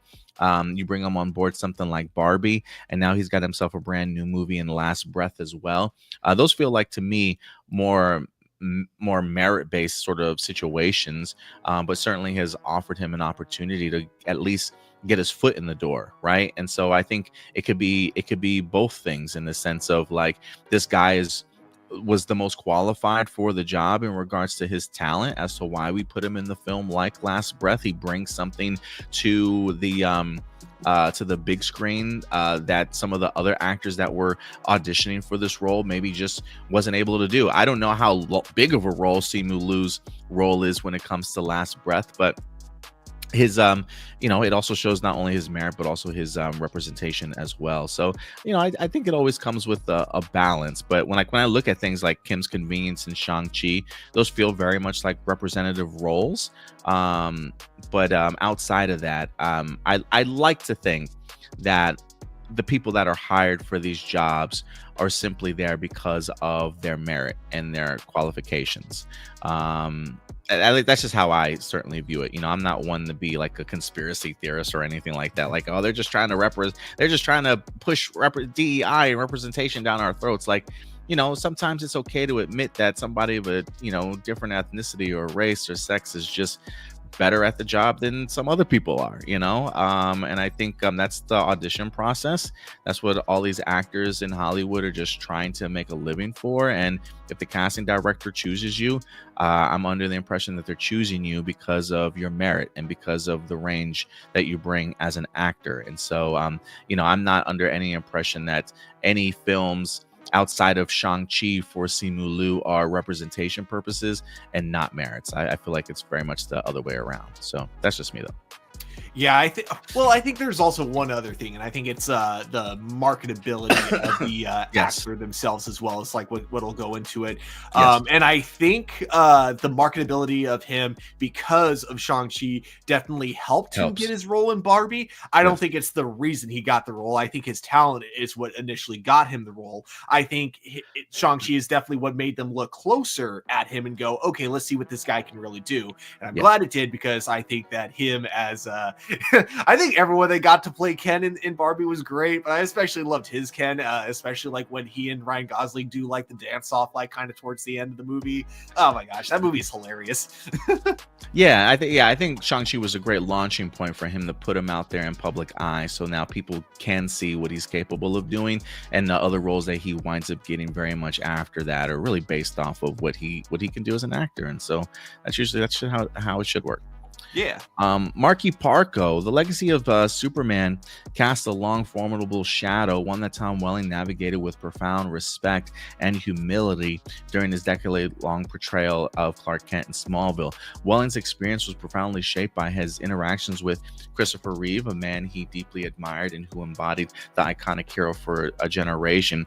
The anecdotes shared on their weekly Talkville podcast clips where Welling and Michael Rosenbaum discussed Reeves' influence revealed a touching connection between the two actors. Reeves, despite his physical limitations, displayed an unwavering dedication to Smallville, imparting wisdom and offering powerful affirmation, declaring Welling the next Superman. However, Welling's humble response, "You're Superman," summarized his deep respect, underscoring the weight of the mantle and the conscious decision to honor Reeves' legacy by maintaining a distinct separation between his Clark Kent and the fully realized Man of Steel. This respect extended to Reeves' commitment to the show, even when his health was challenged, a testament to his desire to see his legacy outlined through Welling's performance. Welling's portrayal of Clark Kent through Smallville was significantly influenced by this reverence, particularly by his decision to refrain from fully donning the Superman costume until the series finale.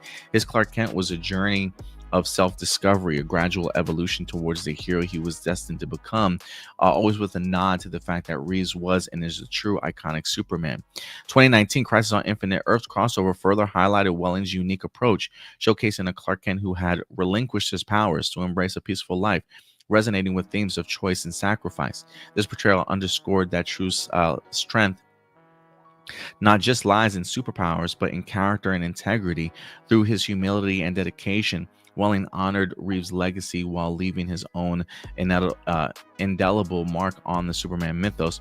How does the evolution of superhero portrayals, especially in regards to honoring past iterations, influence the audience's perception of the character's core values?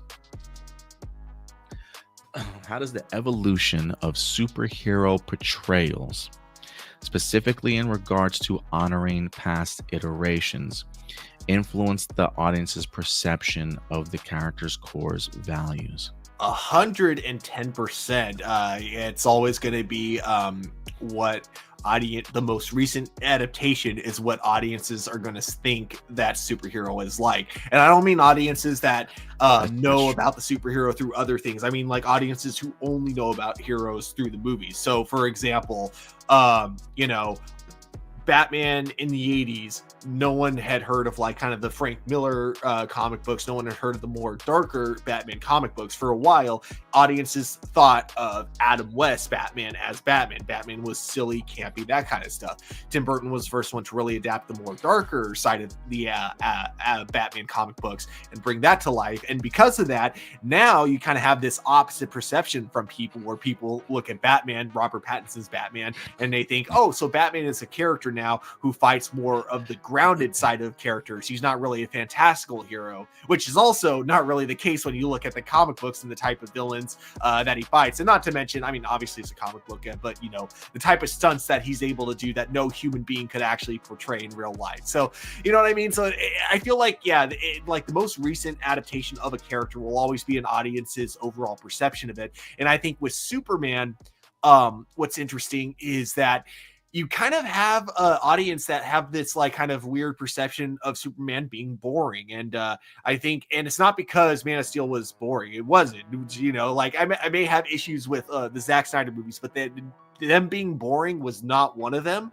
I think it's more just because of the way Superman man, how do I put it without it sounding like I'm giving crap to Henry Cavill, because I'm not. I nothing against Henry Cavill, but I think it was just kind of like the way he portrayed him without like giving too much emotion when he's specifically in the costume, and just not really expressing emotion the same way other portrayals of Superman have done it before. And so because of that, I think people have this conception that Superman, is just a boring kind of wooden plank. And I hope that, David Cornsweet's Superman can remind people that that's not who he is going forward. But what do you think? Sorry. Yeah, I want to jump on board with your comments about Henry Cavill as Superman, because I have even read like reports or viewpoints that people have that Zack Snyder really ruins the Superman character because people have this tendency of sticking with the most current iteration. Like the most current iteration of Superman is vastly different from what we've seen in the past of Christopher Reeves, or how Brandon Routh or how Tom Welling has kind of showcased him, right? Like it's this sense of people now view sort of Superman as this overly masculine sort of character, right? Like you got to be big and bulky and strong, and maybe lack the level of emotions. Whereas now you get to see David Cornsweet's version that clearly looks like it's going to be empathetic and getting back to what we have always known Superman to be, as truth, justice, and the American way sort of mentality, right? Like there is some fantastical comic book-esque, standing up for justice and standing up for something that when you present that as Superman these days, people, it's like off-putting to people now. It's almost like that's not Superman. Like the Superman that I know is the Henry Cavill Superman that Zack Snyder kind of portrayed, sort of thing, right? So the idea of a Superman that's empathetic comes across to people as like a weakness now, or like he's not it's interesting to me. So yeah, I would agree that the current iterations of these characters really do have a lasting sort of impact on not only the audience perception, but the characters' kind of core values and what they kind of stand for. I don't know if Zack Snyder ever meant for that to happen. I don't think that was his intention, but the latest iteration of Superman, I think, has definitely,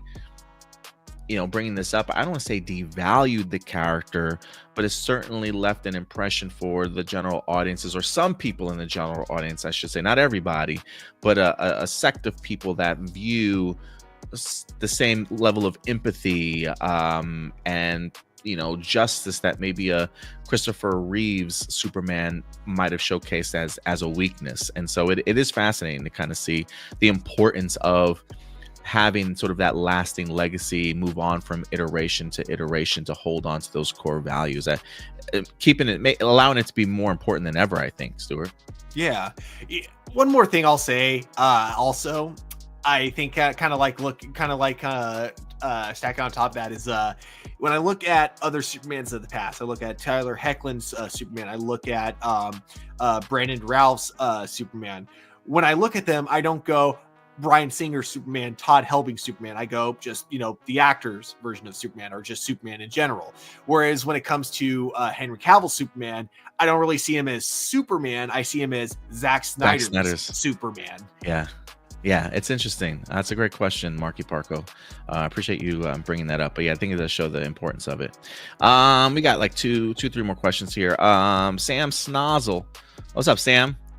Snoswell, excuse me. Saban's Masked Rider. It's 30 years since 1995. What would you like to see for a Masked Rider's 30th anniversary? Oh, God. I guess I wouldn't mind seeing them somehow get the actor to come back. Hopefully he's had some acting school since Masked Rider. Wow. Not to be mean, but like, yeah, it was probably one of the worst performances I've seen in any television show ever. So hopefully he's gotten some, acting school since then. But, you bring him back, and then you bring back, I'm so sorry, I totally forgot the actor's name, but the guy that played Kit in Kamen Rider Dragon Knight, and you do a cool Kamen Rider Masked Rider crossover, I'll be down. That sounds dope. I'll be down. Yeah. What do you think about Mighty Morphin Power Rangers AI Reversion 2.0 for July this year on YouTube and Netflix? Yeah, I see what you mean when they like kind of crispy re-release, clean it and they clean it up with a little AI. bit. Yeah.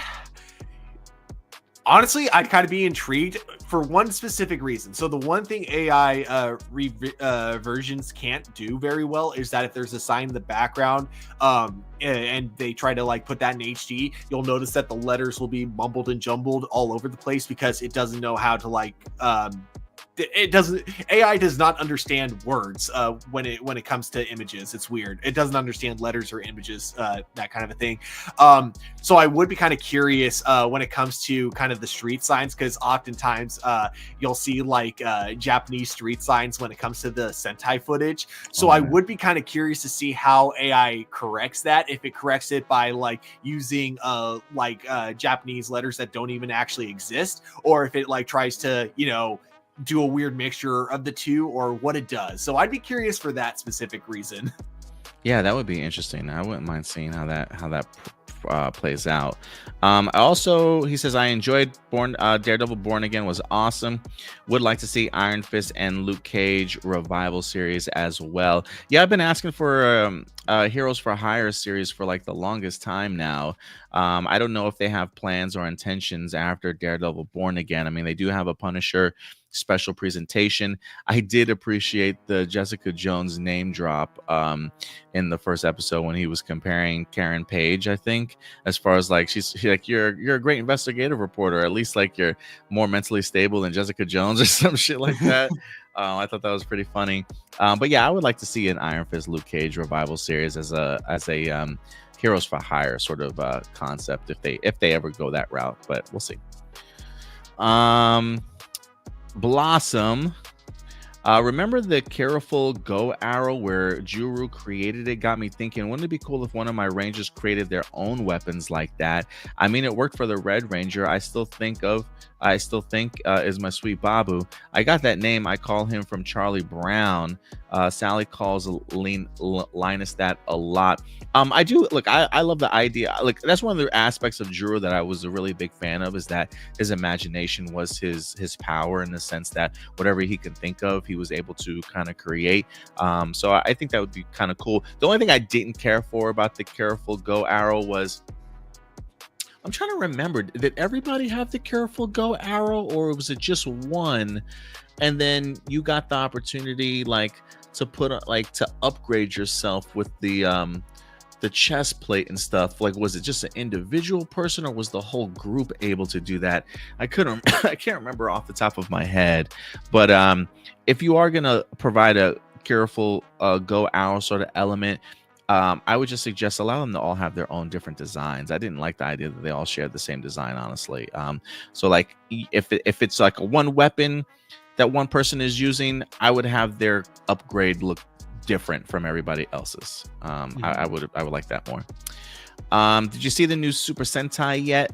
Been meaning to myself. Still plan to have them as Power Rangers imagined by different people, but I'm naming them something else. Have you watched Gojuju yet, Stuart? I have not, no. I watched it, and I watched the first episode. I think they're on episode 3 right now. I do want to catch up to the last 2 episodes. The first one was okay. It didn't blow my socks off, but it was just okay. I wonder if I don't want to say I'm getting over Sentai, but I don't know. I don't know if I like the story beats from the first episode or the pacing of it. So I'll see how I like the next couple episodes, but I definitely want to catch up a little bit. And then last but not least, my friends call me Jeff. What's up, Jeff? Hope you guys had a nice weekend and stay safe during this cold weather. I appreciate it, man. Yeah, it's kind of crazy. We had like 60, 70 degree weather this week, and then now it's like in the 40s again. And I'm like, damn, this is so bipolar here in Texas, man. So in the popular sitcom Friends, the gang's favorite action movie is Die Hard, starring Bruce Willis. Ironically, Bruce Willis was on a couple of episodes of Friends. That's right, as a character named Paul, the father of a college student that Ross Geller dates. Yeah, I've seen that episode quite a few times. For years, Ross and the gang never realized that Paul looks exactly like Bruce Willis, obviously. Another example is that one of Ross's favorite celebrity crushes was Winona Ryder. Yeah, she herself appeared as a woman named Melissa that Rachel made out with during college, which she denied full-heartedly through the entire episode, if I'm not mistaken. These instances, often cited as plot holes, highlight a deliberate separation between Friends universe and our own. Within the show's reality, Die Hard exists, but John McClane is portrayed by an actor distinct from Bruce Willis. And Winona Ryder is not the celebrity Ross admires, but rather a separate individual. This creative choice allows for celebrity cameos without disturbing the established fictional world. The show constructs a parallel reality where the familiar faces inhabit different roles, effectively blurring the lines between actors and characters. This raises an interesting question. Does the ability to separate the actor from the role enhance or detract from the viewer's immersion in a fictional world? I mean, I would say enhances, because like if you're unable to separate them, movies like okay, here's a funny example. Movies like Captain America Civil War will probably annoy you, because then you're gonna wonder, hey, wait a minute, it's implied that Spider-Man is a Star Wars fan, so why doesn't he notice that Nick Fury, you know, is Samuel Jackson, that kind of stuff, you know? So yeah, like things like that. So it's always just, yeah, whenever I watch something and they reference something that an actor was also in that kind of a sense, yeah, I just pretend that in universe the characters we're seeing on the screen look different in universe. You know, the way we're seeing them is not the way the characters in universe see those characters. Yeah, I would agree. That's kind of how I feel about it also. Oh, I forgot. I do have Ram Jam's questions. I'm glad I remembered. I was like, did I get all my questions? Ram Jam did email in his questions again this time. With many parody anime-inspired shows coming out, do you think Toei should try and do a Super Sentai anime series? Ooh, I'd be down for that. I don't know if they would do one, though, because they got their live action going, so they probably wouldn't do it, but I would like to see it. Mm-hmm. Have you heard that the Monopoly movie is in the works from Margot Robbie and Lionsgate? I have not heard about that. Have you heard about it? This looks like this. Well, this was back in April of last year. I wonder if anything ever happened with it. After taking on the plastic Barbie world, producer Margot Robbie is headed to the rich terrain of Monopoly. Lionsgate extended its developmental rights to the board game. I don't know if anything will come of it. This was April 10th of 2024. I don't know if we've had an update. It's unclear of how Robbie and the company plan to spin the narrative story from the two-dimensional world of Monopoly. So yeah, I don't know. I haven't heard of it though, but that's the first time. So appreciate you giving me a heads up. Maybe I'll look more into it. What are your thoughts on Zendaya playing the part of the daughter of Shrek in Shrek 5? I don't know if I've heard her in a voice acting role yet, so I'm curious. I'm definitely not disappointed or anything.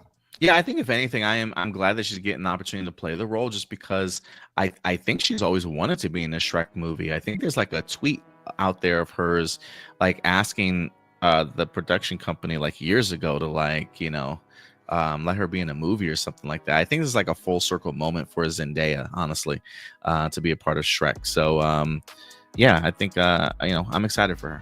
So we'll see. But yeah, guys, that will do it for all of our live viewer questions today. So thank you guys so much for all your participation, as always, coming through each and every week. Great questions as always. But yeah, guys, always feel free to, every Saturday afternoon or evening, we'll post it on our YouTube page, and feel free to submit your live viewer questions, and we tackle them at the end of every show. What you got planned the rest of the day or this week, Stuart? Anything big? Well, for today, probably sleep, because oh man, so this last week I've just been getting back into energy drinks, which has been probably one of the biggest mistakes, and so I am going to after today, that last Rockstar I just drank, that's going to be my last energy drink for a while, and I'm going to try to catch up on the sleep that I've kind of missed. So yeah. Nice. Yeah, I don't know what I'm planning on doing. I mean, I probably hang out with the family tonight. I might try and see if I can catch some movies, if not Monday or Tuesday, maybe both days, see what's out there in the box office, maybe have some reviews for you guys planned later on this week. We also have Daredevil Born Again episode number 3 dropping on Tuesday. If anything, I'll try and have my review to you guys by Thursday at the latest. Yeah, man, we got a lot to look forward to. If anything, feel free to follow us over on social media. We'll keep you up to date all throughout the week with some videos, some reels, some shorts here or there, some highlights from today's episode. But Stuart, if people want to find you on social media, man, where can they find you? You guys can find me at TurboStew01 over on Twitter, or sorry, not Twitter, on Instagram and on Letterboxd. And you guys can find us everywhere on social media at APlus Hero Report. We're also on TikTok at Hero Report. We've got about 2,700 followers over on TikTok, 2,700 followers on TikTok right now, continuing to grow. We're also on BlueSky at heroreport.bsky.social. We have all our handles really in the description box below. Also, if you want to follow us on social media, our biggest social media aspect is Facebook. We post all the news throughout the week, posters, teaser trailers, featurettes, news updates from some of your favorite fandoms and franchises. And then at the end of the week, we take 6 incredible topics from our Facebook page and talk about them here with you guys. So definitely focus on our Facebook page and other social media as well. But that will certainly do it for us. We'll definitely be back next Sunday for you guys, as far as I know. But that will do it. So until next time, do us a big favor. As always, guys, take care of yourselves, take care of each other, and keep it A+. We'll talk to you guys later. Bye.